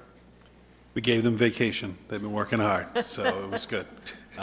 So we do have just a brief update. I will forward to you. I did ask Matt to send me his update before he went on vacation, so he did give me his update. I'm not going to go through and read it, but I will forward it to everyone, and we'll make sure that's available as well. I think standing out of the highlights here is just, Auburn's had 3 new cases, COVID cases, in the last 3 weeks, which demonstrates a great response by the community, and with all precautions that are taking place. Just wanted to highlight what we're doing with grants. We currently have the second round of funding that came available for the grants, and as you recall, This is the Keep Maine Healthy Grant. The first round was about $354,000 that we applied for and received. We are moving forward with that grant currently. You'll see things that are taking place as far as replacing or adding to outdoor gathering where even just tables where somebody can sit that are can be easily cleaned, and rather than wood tables that would be difficult. So those are being placed, and also being placed in locations that currently would provide for some outdoor seating rather than indoor seating or indoor gathering. So those are being located. Rec Department has taken a lead on most of those, or all of that, with the assistance of Public Works, putting these out in different areas. We had to, one thing to try to maintain good use of the Norway Savings Bank Arena, we had to put rubber on the stairs so that, because we don't have access to all the locker rooms. And so that purchase took place, and that's been installed. So that's going to allow continued more use of Norway during this time. We had to purchase about 1,800 water bottles that were distributed to rec staff, camp youth who are participating in the program. That was a good way to be able to make sure that they weren't using any other cups or water source. They were able to come and have everything that they needed. We continue to maintain the entrance here. We have a monitor that's in the building. That position is funded through this grant, just to ensure we're having the right amount of people coming in as they access, so that we don't have folks congregating within the first floor of Auburn Hall. And then we're still moving forward with additional PPE equipment, as well as the no-touch stations. So if there's hand sanitizer that can be no-touch, we'll be replacing some of the ones that we have, putting those no-touch systems on, as well as no-touch thermometers that we're working on for being able to monitor all staff or vendors that come in the building, have their temperature taken as they come in every morning. So we're moving forward with that. That's their first round, as well as some salary costs for employees that are currently focused on COVID-related follow-up or enforcement, and so especially out of code enforcement. So that's the first round. The second round, we applied for about $190,000, just over $190,000. We received notification that we will receive $133,000 of that portion that the state has allocated. Many towns that hadn't applied in the first round applied in the second round. They were given first distribution, and then the other communities then had a reduction. And I think if we were to have all the numbers, we'd see it's a pretty standard reduction that was probably administered to all the communities that had submitted after that. We are expanding with providing for, again, focusing on some outdoor opportunities for the community, including like an outdoor screen so we can hold some events and activities, but also would be messaging at those events and activities. So when the community comes, there'd be some messaging that would take place, and then there would be an outdoor movie or whatever it might be. So trying to ensure that we are still doing as much outreach as we can. Metal bleachers was the other piece that, again, if we were going to have events or activities, those are things that can be easily cleaned. Message signs, these are electronic signs that we'll be able to use to put messaging out throughout the city. And then again, more supplies. And I failed to mention this on our first round, but we have initiative in place regarding our new Mainers that was allocated in the first round. We've done more of that in the second round to make sure that we're out. We have a good work plan in place of getting out. That is being coordinated with Sabrina at the rec, and really getting out and trying to canvass as many neighborhoods as possible with just getting messaging out. We're also focused on doing marketing that we'll be working with LA Metro, the Chamber, on this marketing push. We will, as well as doing the canvassing in certain neighborhoods, we will be canvassing businesses as well. We'll be going out with a box truck with supplies, all consistent signage that we're really going to encourage businesses to be able to use. That way they are, regardless which business. All the signs will look the same throughout the city. That's just, again, more consistent messaging, which will be helpful and doesn't feel like one business might be targeted over another one. So Metro's been great on assisting us with that. We should have all those materials completed soon, and we'll be going out and starting our canvas, either in neighborhoods or some of the canvassing in neighborhoods already begun, but certainly hitting our businesses. Part of the business will be restocking them with some PPE that we have available through this grant. Many of our businesses have already tapped in a lot of their own resources to make sure they have masks and other materials. We'll be able to provide them this and really take it out on the road and be able to deliver to all those businesses that have a lot of public-facing services. So that's our goal with those fundings as they are becoming available. That second round, that reduction, one thing that we're still waiting on is to find out exactly what was reduced. And so all we know is what the amount was, but we just need to know if anything was eliminated in that. So some of the things I just covered might be part of that elimination. We're also working with the school. We're collaborating closely on assisting them as they work through plans, looking at facilities, looking at transportation as far as school reopening. So that's still happening and taking place. I think we have, Brian's going to cover a couple other pieces, and Sabrina's here to kind of weigh in on some of the success story with some of our summer rec programming. But Brian? Yeah, sure.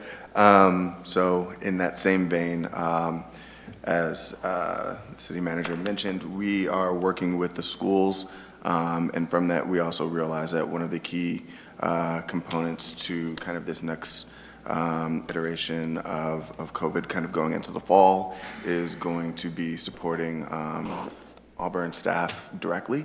And so we reached out via survey to understand what some of the needs were specifically around childcare for most of our staff. And so we sent out a survey and sent it out a couple of times to make sure that we were providing as much opportunity to weigh in as possible. And so we were able to hear back from approximately 50 respondents to get a sense of what their needs were around childcare, understanding that many of them might live in different jurisdictions with schools that have already decided on a myriad of different days, whether that's 2 days, 4 days, full-time, or well, none are 100% virtual. But with that, you'll notice a continuous theme. The rec department and Sabrina have really stepped up and kind of created an opportunity that will be a continuation in many respects of some of the successful summer programming that has taken place. And so we're providing opportunities for employees at first to register their young ones K through 6 for 2 days or 3 days a week, depending on their schedule and their needs, in addition to flex schedule and potentially working remotely. And then we are also opening that up to Auburn school teachers. And then finally, if there is availability, to the broader Auburn community. So we're really excited about that. We've gotten a lot of really positive feedback, and so we know that one of the most important ways that our employees are going to be able to serve our residents is if they know that their children are being taken care of. And so with that in mind, if there's anything Sabrina wants to add, and we are sending out official notice tomorrow, and then we'll be reaching out to the schools in subsequent days afterwards with approximately 80 spots open. It's going to be from 7:30 in the morning until 5:30 in the evening. So yeah, if there's anything else, and I'm sure there are probably some questions. Yeah, the only big note is that the way to describe this program is that it's a step up from summer camp, but a step down from summer school. So we understand that remote learning is going to be a major component on those remote learning days. So we have EdTech 3 certified staff that will be there in a study hall setting. So it's not in the gym or in the turf that they're trying to do school time, because that's a very hard thing for adults to go through, let alone the kids to confuse them. So our focus is to hold the program between Ingersoll and Hasty, be as outside as much as we possibly can, so that way it limits the use of the senior center, which then we can hopefully open back up to some more senior programming. So we've gone through a lot of different scenarios. We understand that not all staff send their kids to Auburn schools and that there will be some challenges. I know, Freeport's district does a Monday, Tuesday, Wednesday, Thursday, and then every other Friday. So we understand every school district has something a little different. We'll work with that.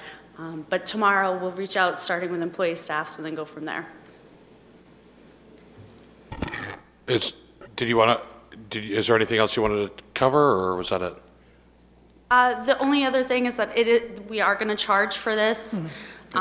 It will be $25 a day, which is the average. We had a Zoom call between the Auburn Before and After School Care Program, the Boys and Girls Club, the YMCA, and we all talked about that component to make sure that it wasn't one, pretty high and one pretty low. We wanted to make sure that everything was pretty competitive with them amongst ourselves. And on Friday, the city pushed out the subsidy program. We do accept that.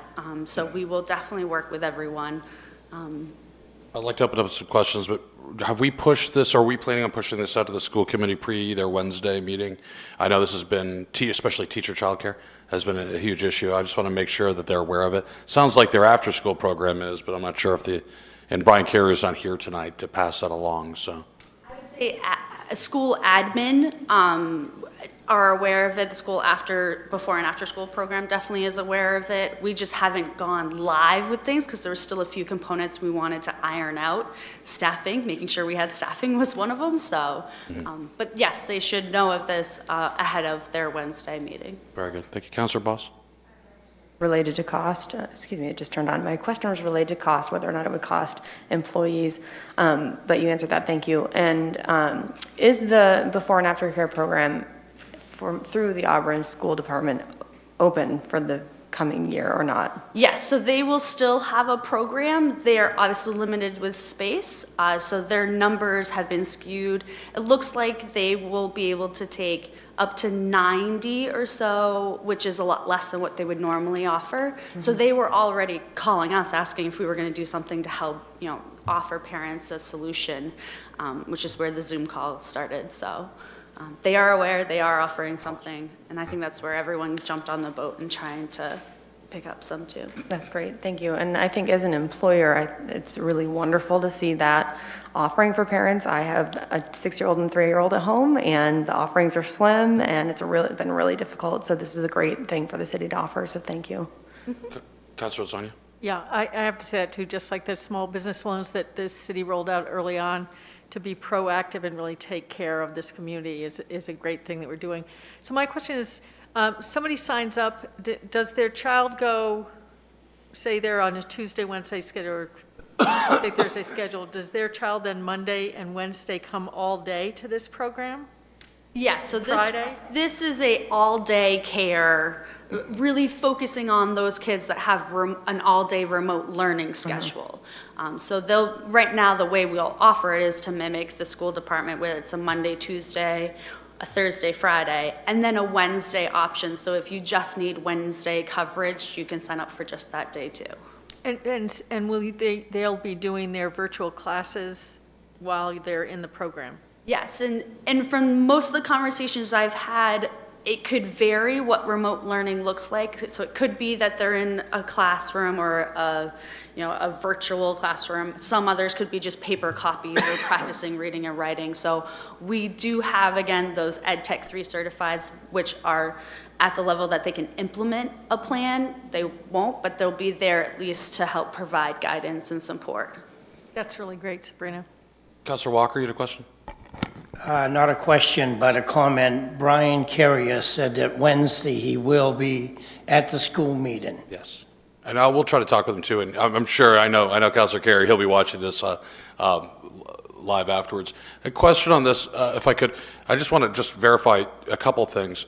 Prioritization for childcare on remote learn days will go Auburn employees and their children, regardless of residency. Auburn School Department employees, regardless of residency. Correct. Okay. Is there a resident, non-resident pricing, or is this all municipal school employee pricing? So And then outside of that pricing? we've explored the numbers to be able to provide a discount for city employees or Auburn School Department employees.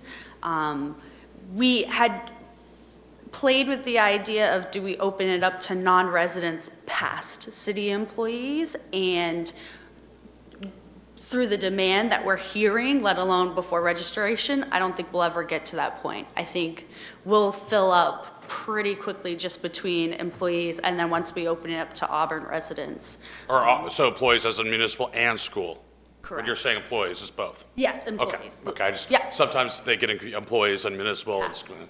Okay, gotcha. And the last Wednesday, and all the scenarios, Wednesday looks like a deep clean day. What are we looking at for Wednesdays? The demand is going to be astronomical, of course. Right now, our staff is preparing for the fall brochure.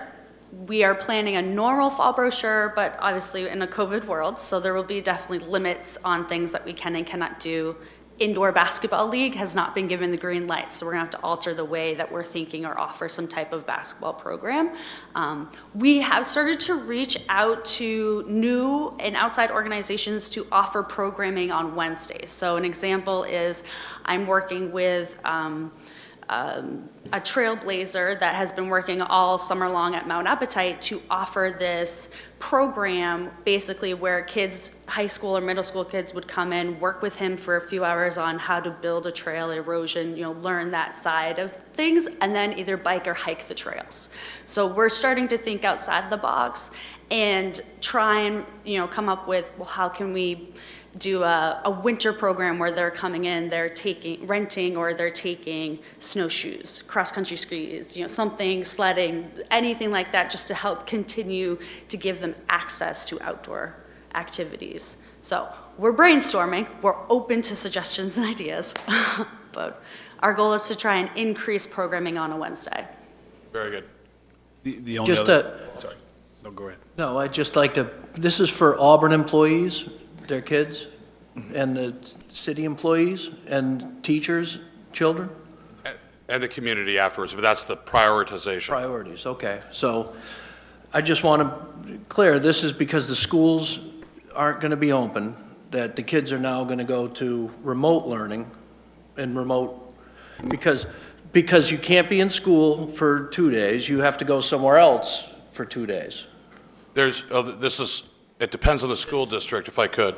I'm just going to point out that they're not in school, so they're going to Another another city place, not a school, to do schooling.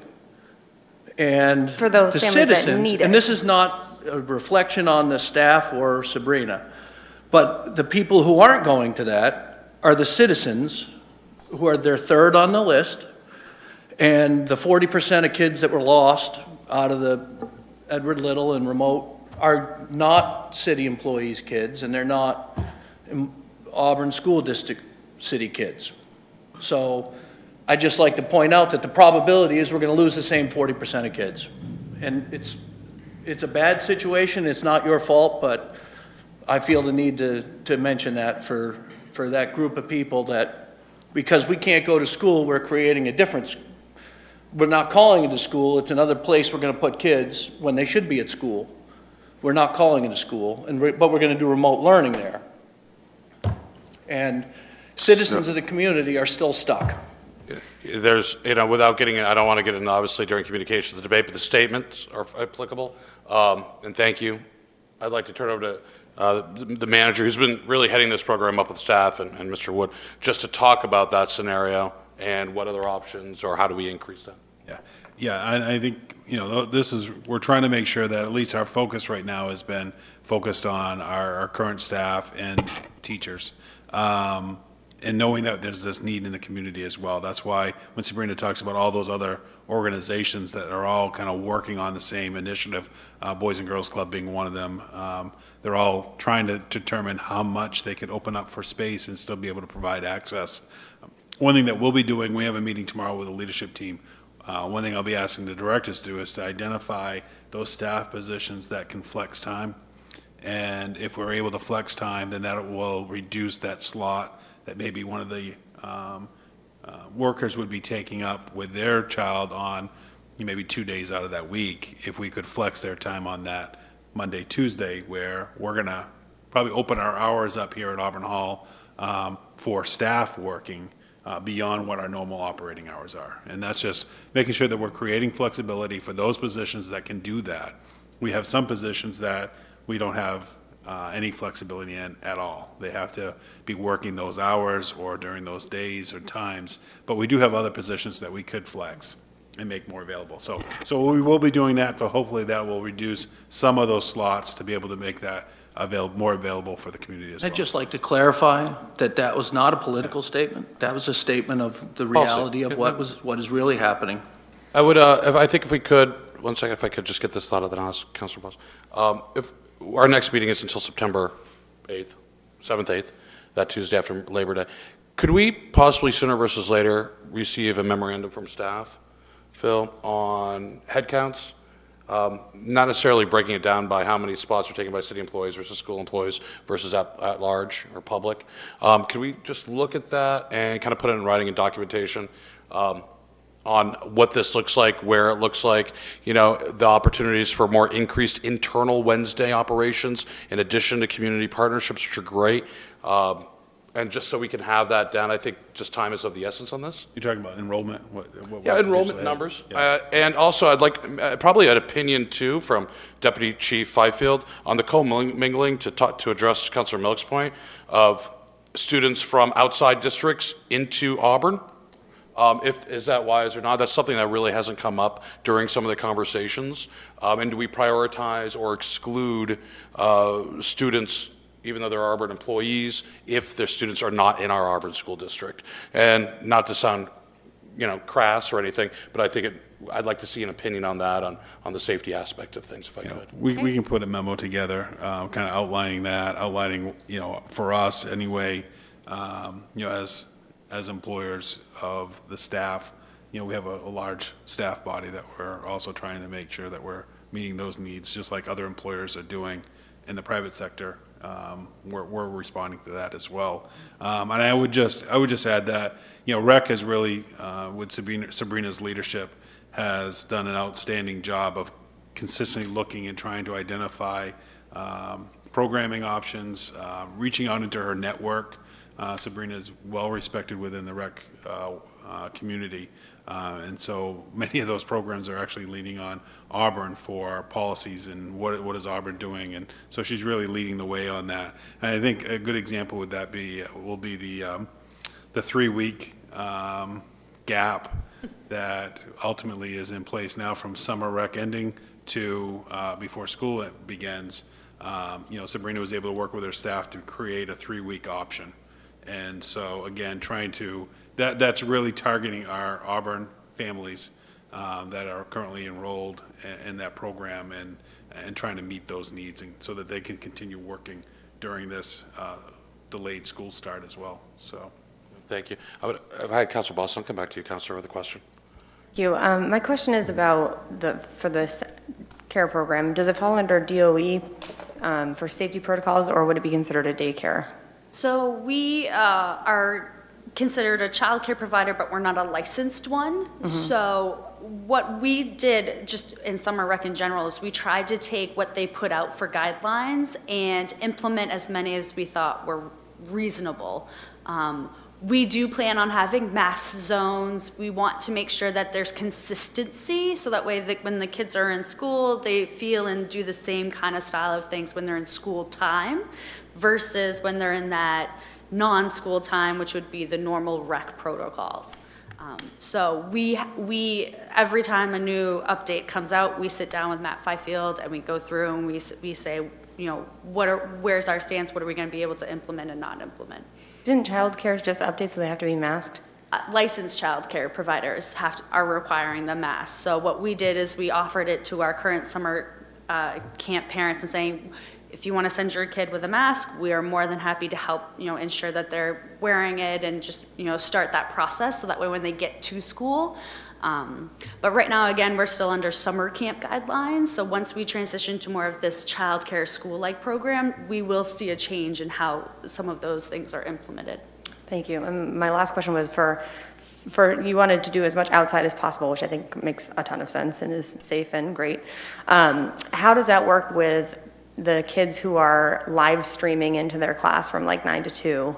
Do you have the ability to have outdoor technology? So right now we do have quite a few Wi-Fi hubs throughout the different facilities. We do have some hotspots. So we're trying to figure out where we could set up like a permanent tent and some outdoor seating and then just bring the hotspot with us so that way they can connect onto it if it doesn't connect already to where the hub is inside. Great, thank you. Councilor Lasagna. Thank you.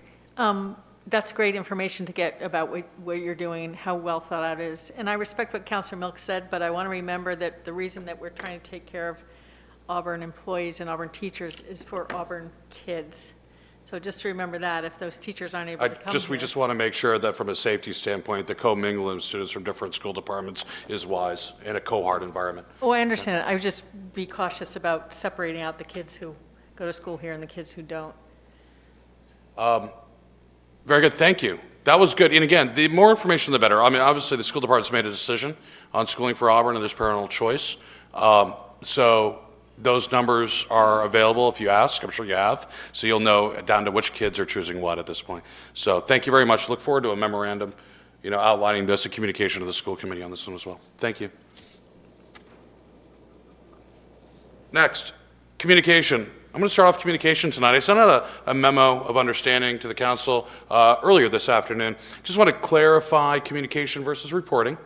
Communication is really communicating to the public and the council on areas of interest that are happening, i.e. the United New Auburn yard sale that took place Saturday as a fundraiser.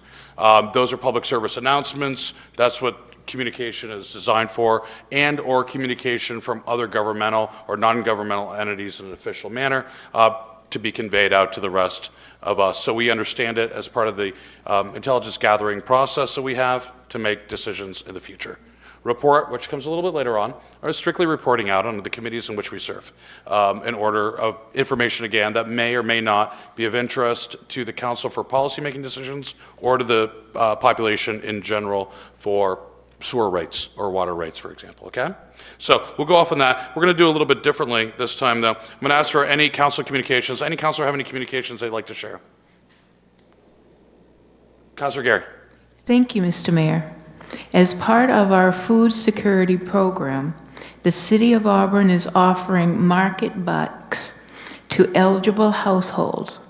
Market bucks may be used at the Auburn's Farmers Market for food items only and is intended to assist families experiencing food insecurity due to the COVID-19 pandemic. If you qualify, you can pick up your market bucks right at the farmers market. You gotta go to their Facebook page, find the city's Auburn Farmers Market.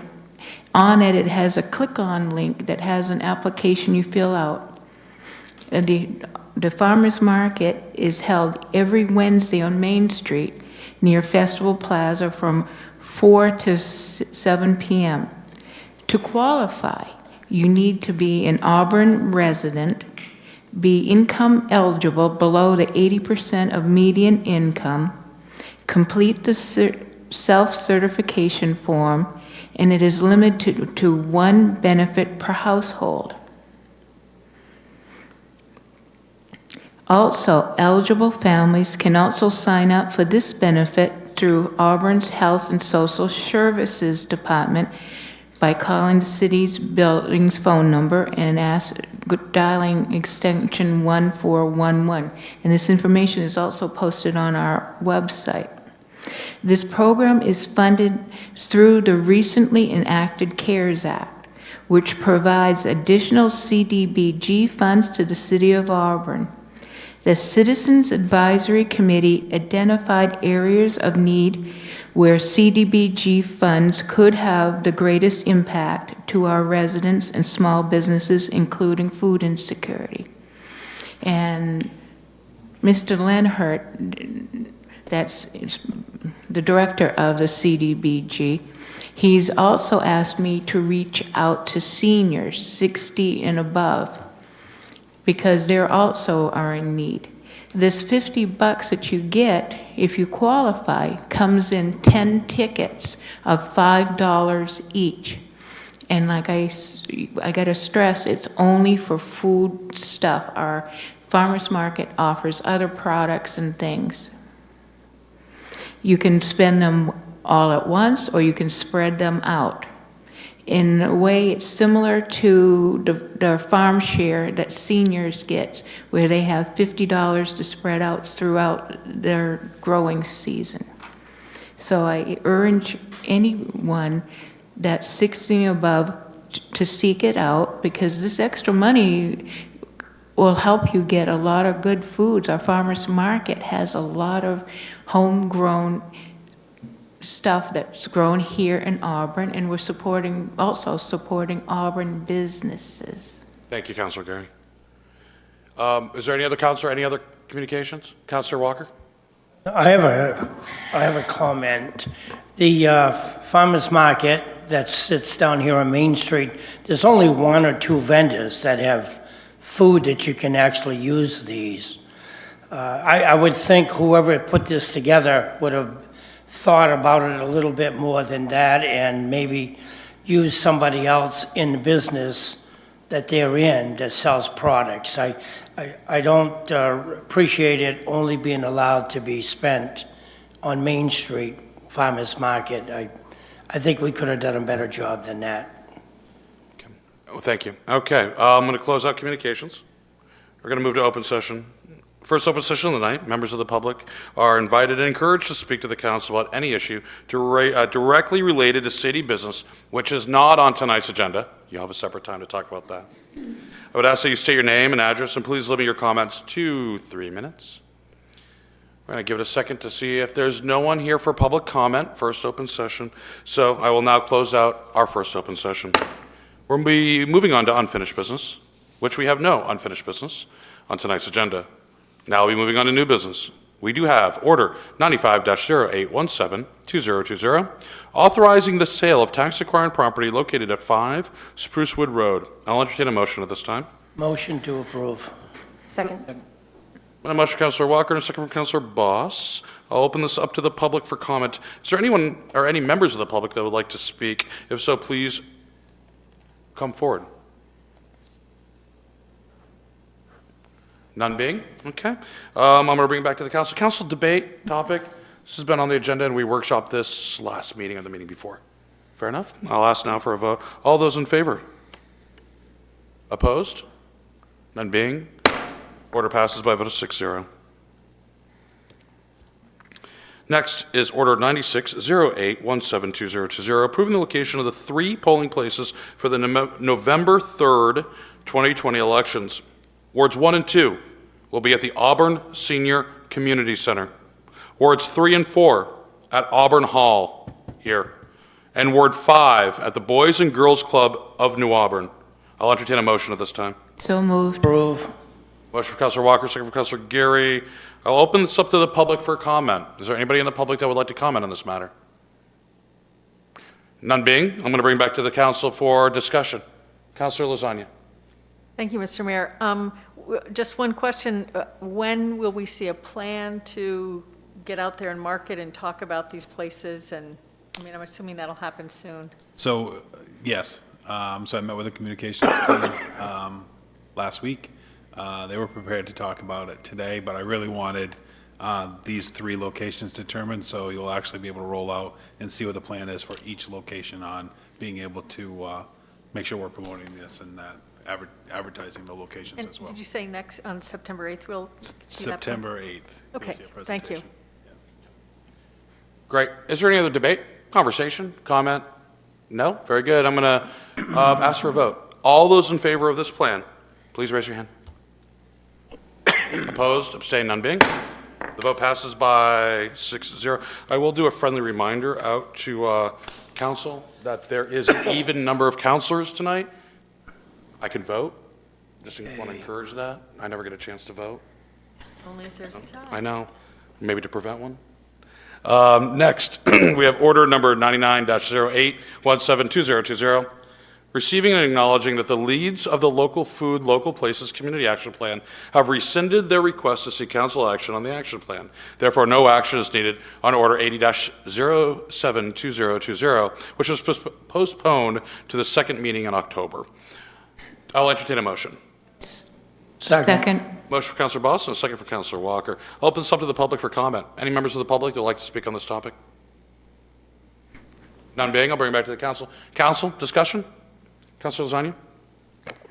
I was not here when they initially presented this, but I did watch the meeting, and I was very concerned and disappointed at the outcome and the comments during that meeting. I think that it really is not a good showing for our town, our city, to not be involved in this really well thought out, as I mentioned previously, gold standard research that we would be a part of.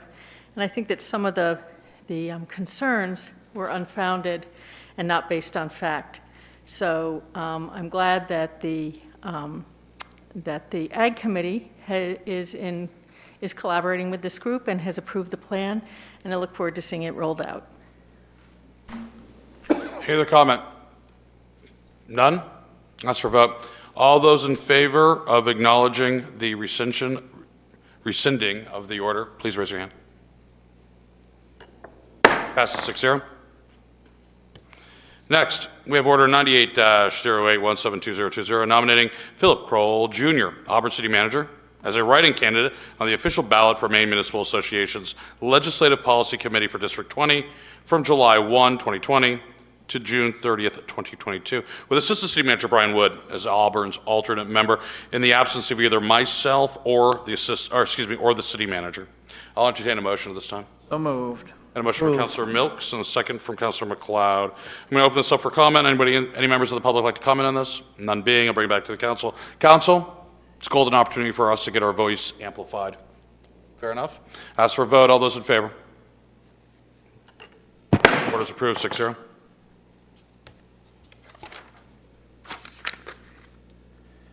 Open this up to the second and last open session of the night. Members of the public are encouraged to speak about any topic that is city business that is not on this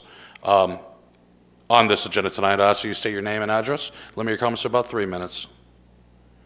There are no members of the public that would like to speak during our second open session. I will now close the second open session of the night. We're going to move on to reports. I'm going to start off with the mayor's report first. Mayor's report, as far as committees go, there are just several. One is the mayor's ad hoc committee on committees. That has had its third meeting. I'd like to think, I'd love to hear from other councilors, it's going extremely well to bring everybody up to speed. We've grouped and looked at all the committees kind of in a hierarchical fashion. We looked at some of the problems we've had with appointments, some of the problems we had with recruitment, and talked in concept terms about how to streamline, make more efficient, and modernize the committees in order to get greater output with less effort. All of which are, if you like to call it, that streamlined methodology, or lean manufacturing if you're in the manufacturing industry. It's going well. We have another meeting on Thursday. It's a little bit different. We have meetings every Thursday because we want to keep this fresh, topical, and get it done very quickly. Still look forward to a report in September, okay, on the outcome of that and the recommendations for going forward. Second, I and the assistant city manager and city manager are working with the Chamber of Commerce and a lot of, I'd say 25 or so business people, CEOs, C-levels from around the community, from our hospitals, private sector business, nonprofits, throughout Androscoggin County to look at a recovery plan. We're in the listening mode right now, in absorption mode, trying to find out what the community needs in order to bring that back for any policy decisions. Met once already. I will say the LA Chamber is heading it up and facilitating it. They're doing a fabulous job with facilitation and really keeping it on point. So those are the two things I should report out on my committees that I'm serving with, either permanently or ad hoc. Open this up to the councilors. I'm going to start off with my left. Councilor Gary. Nothing at this time, thank you. Councilor McLeod. Nothing tonight, sir. Councilor Zania. Nothing at this time. Councilor Zania, if I could, is there any update on the building committee and the cost overruns for the high school? We presented last time. There's no update since the last meeting. They'll be discussing it. They feel comfortable that they're going to be able to make adjustments in the physical space of the building to cover those overages. Okay, thank you. Councilor Milks. Got sewer and water meetings this week are in the community room here. Tuesday and Wednesday, 4 o'clock. This Tuesday and Wednesday, this week? This week. At 4 o'clock? 4 o'clock here.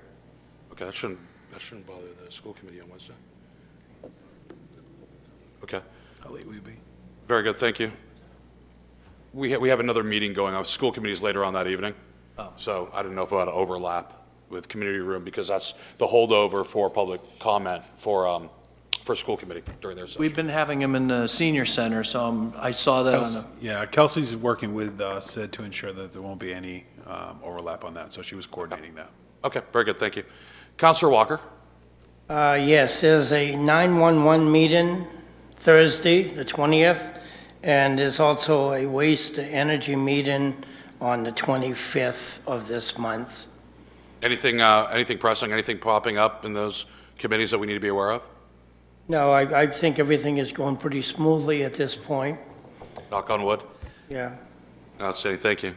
Councilor Boss. Thank you. I have one update, which is from the Public Library Board of Trustees. We'll be meeting tomorrow morning. And also a message from the director, there will be census workers at the library next Thursday on the 27th from 10:30 until 2:30 to get people enrolled in the census, which ends on September 30th, a month earlier than usual. They're hoping to have that out on the lawn, so it'll be visible, and hoping to have as many people come as possible. And hopefully the weather will cooperate. So that's all I have. Thank you. Can we support the library's efforts on census gathering information through communication? Kind of driving more people out to the library to be counted? We can help promote that. Okay. Great, thank you. And that's it for council. We're going to come back to city manager. Thank you. Just a few things. One, we were really running out of time during communications, so I'm going to push this off till the September 8th workshop. But just for something you'd be thinking about, I'll send out a memo out to everyone regarding the Grab and Go program that was scheduled to end August 28th. That's when things are changing as far as Good Shepherd Food Bank. We do have a proposal on how to extend that, so it goes beyond that time, potentially moving the entire operation over to the PAL Center. The PAL Center is too small to even begin to think about opening up the PAL Center anytime soon for programming, but hopefully we'll be able to work with those families to be able to help assist some of those kiddos to get into some of the rec programming. But one of the things I'll be looking at, I'll extend it currently till September 11th, so we have a chance for you to weigh in on how you would like to proceed with the Grab and Go program. You funded that to start with, and so now it is moving into a different phase, and that different phase then would require us to look at certain funding, as well as whether or not it will be just CDBG funding. If it is CDBG funding, then it has to meet certain requirements. And we'll have all the numbers of how many households. We're serving over 150 households currently, about 450 people every week. So we'll talk about what that looks like, and then some options for you. So that'll be at the workshop, just be looking at for that memo, so you're ready for that workshop on the 8th. The last thing would just be, I just want to cover some staffing changes, because this is people that you connect with on a regular basis. So we did have the tax collector position that became vacant. That allowed for a revision of that position. As you know, when we were presenting the budget, we talked about a deputy finance director. Creating a new position was certainly not something that we could move forward with the budget challenges.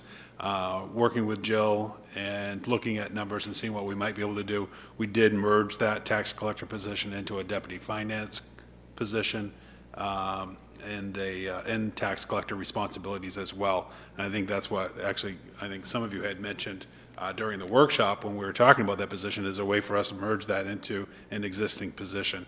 We weren't able to at the time, but with this change, allowed for that. Kelsey Earl had applied for that position. Kelsey has experience in finance and certainly is well-versed within the city. She's been doing a lot of tax-acquired properties. So Jill appointed her as her deputy finance director. So Kelsey, starting today, is full-time, moved into that position. We had a little transition period for a little while. So that created an opening within the city manager's office for the executive assistant position. Again, we reevaluated that position, which we will continue doing when any position opens up in the city. It's a good opportunity to reevaluate that, determine what our needs are, and make any adjustments. Grant manager was a position that we had also put in place for the upcoming budget year, which did not get funded. But what we did was we were able to eliminate that executive assistant position and create the grant manager's position within the city manager's office. What this will allow, we appointed Rita Bodery to take that position. She's still phasing in. Rita has been a grant writer for the school department, grant writer for the police department for the last 17 plus years or so, has managed all of the public safety grants over the last few years. So we're going to move her into that role. She will then now be able to really be that centralized location for all grants, be able to not only write but also manage the grants and ensure that we're doing a proper job in reporting back on these grants. Jill's worked with Rita on grants and the requirements that are all on these grants for many years. So we believe this will be a really good assignment. Rita will also still have some administrative duties within the city manager suite, just that'll be needed within that office. Certainly, focusing on constituent issues, those kind of things, that'll be that point person for that. But we are excited about that transition. The PD has posted the vacancy for their position, and they'll be also making some adjustments with that position. So that is happening. The final change that is still tentative at this point. We're still working out the details. Had a good meeting with Joel and Brian today as we were talking about this. We've had a part-time general assistant position for many years now. We're looking to transition that position into a community resource coordinator position. This will be someone that will be available and prepared to meet with folks, not only just those that are coming up here for services. That would be that point of contact when you come up here on the second floor and want to connect with any of the building offices rather that are up here, but also more of a community resource as far as really focused on our vulnerable population. Many times we'll have many people that will come to general assistance, and if they don't qualify, then that's usually the end of our journey with them. I'm sorry, you don't qualify in these positions. Holly does it as best as she can to try to direct them, but she's limited on what she can do because she's really focused on the programs that she coordinates. So what we're looking for is to have somebody who is experienced and trained to be able to meet with that vulnerable population. This is certainly within our mental health community, our behavioral health, the housing, someone that can provide information, referrals, help navigate that within our community. That's a really big need. We currently have a position like this that's been funded through CDBG for, we're going on the 7th year, and that's Jennifer Edwards, who is assigned within the police department. She does it part-time, but she does it for at-risk youth. So that's really what she does currently. We've embedded her into the alternative school program and also up at the high school. So think of a position like that that's targeting more of our community that comes in here often looking for services, but many times we just said, we don't provide that. So this would be that person that would be able to do that and still help coordinate Holly within her office, but establishes a central point of information for the city with the community. Somebody who is experienced in social work, community outreach, and working with diverse populations. So that's our goal with that. We're still working through that, but I think this is going to be a great addition for us moving forward. So a few staffing changes, but I want to make sure you're aware of them. Thank you very much. I'm going to, Councilor Walker? Mr. Manager, are we looking in the future here to have a communication person back downstairs that will answer phones? So Sue's currently working on her staffing, so she has, I think, one more vacancy in her office. This person should be starting August 31st. I think, yeah, we've filled it. So once that position's filled, then she'll be back up to capacity, which would certainly provide that assistance. You're talking about the automated phone system? Yeah. Yes. Yeah. Do we actually need a person for an automated phone system? Then it wouldn't be automated. Well, currently we go automated. It's challenging for people who call once you get the automated phone system to be able to get to the service that you're looking for, and so we are working through that. Leader in that. Well, please, my background, I was kind of like the top 5 national leaders in customer engagement. And We're looking for a automated phone systems. volunteer if you're interested. You can't by charter pay me, but I could probably help you work that out well. So thank you. We're going to turn it over to Ms. Eastman for our finance report for the month of July. Yeah, it's been a while. I didn't do the June report for you yet. I'm still working on June, and working on this year as well. But the auditors will be here in a week, so I'm getting close. And then I would rather just give you one report for June, what is the final report. That's how we used to always do it in the past, and Phil and I talked about it, and that's what we're going to try. And if that works out for you guys, then we'll continue to do that. But as far as July is concerned, the numbers look pretty good. As you can see, the excise tax was $141,000 more than last year. Some of that is because of the COVID-19 and playing catch up, but my staff has been extremely busy. They said there's a lot of new cars. People are either buying brand new cars or buying used cars, but they're amazed at how many new transactions they have done. So, we are able to, our excise came in over budget actually for last year, but I am able to take some of the excess from the first 2 months of this year if I feel it's necessary. So I'm looking at that right now. We'll see how we come out. If I don't need it, I'm going to leave it in this year. Ms. Eastman, I'm sorry, could you just expand on that a little? I don't want to interrupt your presentation, but the difference between, I believe it's cash and accrual-based accouning that the state is authorizing you to do to help balance out last fiscal? Right. They're allowing us to do an average of the last, like the April, May, June of the last 2 years, and then apply that to the current year. And if we collected less, and I figured ours to be about 200,000 is what we're off, then we can carry that forward if we need to. We can accrue it, if you will, and call it revenue for deferred revenue for this particular year, FY20.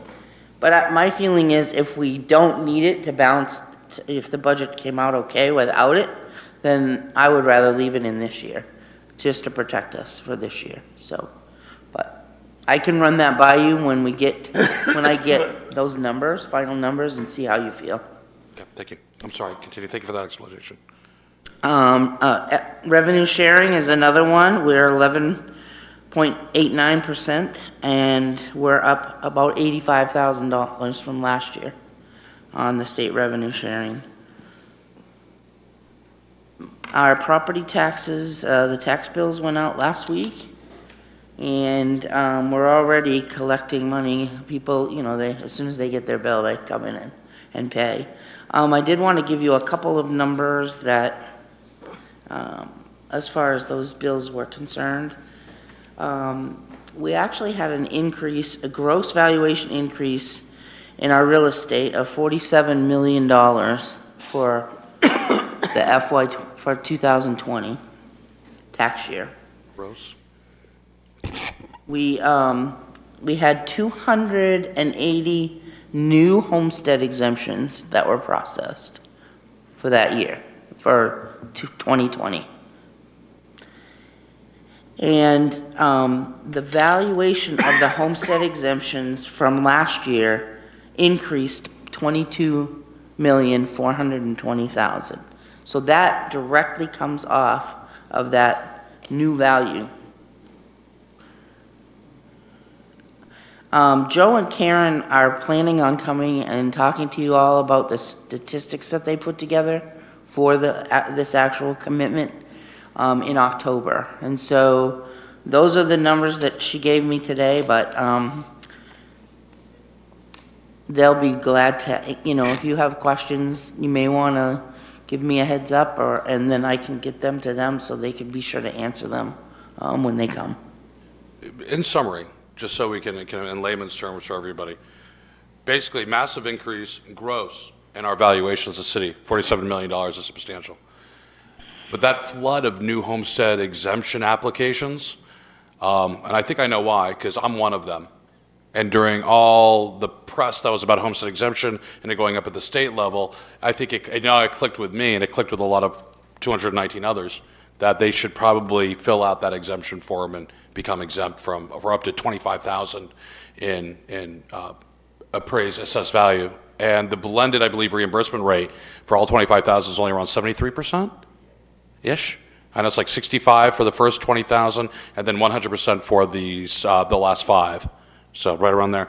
So basically, all those homestead exemptions, and then the increase in valuation, which deducts off EPS in municipal, basically balanced out to a zero net increase?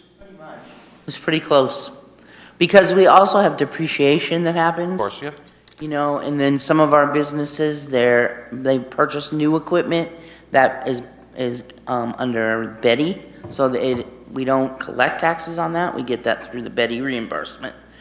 I did run a couple numbers because our mill rate stayed exactly the same as it was last year. So it was $23.75 for both years.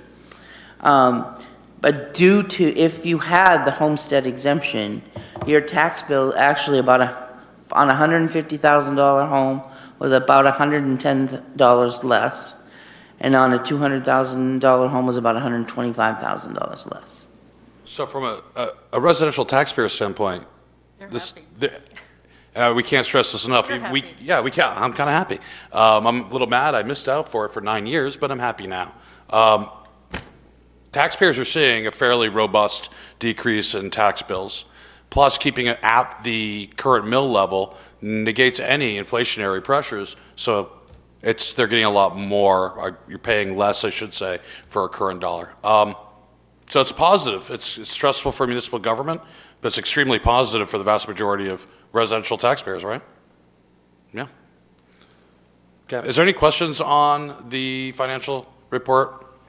It would be nice to have an article that highlights some of this information. I agree. It's an interesting way to convey how when your taxes keep remaining flat from a mill rate standpoint, and when you apply increase in homestead exemptions and inflation, and how your taxes kind of actually go down with time, today's dollars versus 4 year ago dollars. It's an interesting way to illustrate. I don't have a good answer, hopefully. Maybe someone on staff can, or one of the counselors has a good way to illustrate that. Any other questions or comments? No? I will say this, council, staff, especially with Phil coming on board on July 1, and working with Peter and the rest of the staff and Jill and everybody and Karen, the fact that we can make those strategic cuts, keep the city functioning at an extremely high rate, and not increase and in fact lower taxes, I don't think that's something that we can, to your point, Councilor, that's something that we can't take lightly. That's a huge, huge step in the right direction for the city of Auburn. So I think we all should be very happy with that, and hopefully the people of Auburn are too. So thank you very much for that. We are now going to move on to accept this. At this point, I'm going to entertain a motion to accept and place on file the July 2020 monthly finance report. Second. Councilor Milks with a second by Councilor Walker. Show of hands, all those in favor? Passes unanimously. Next, We have executive sessions, actually 3 of them. I will just tell everybody at home that these are the last items of business for tonight's council meeting. We will not be reconvening for any public decision-making. So we have an executive session pursuant to 1 MRSA, Section 405. Do I have a motion? So moved. Second. Councilor Boss, Councilor Walker. All those in favor? Okay. We now send an executive session by a vote of 6-0.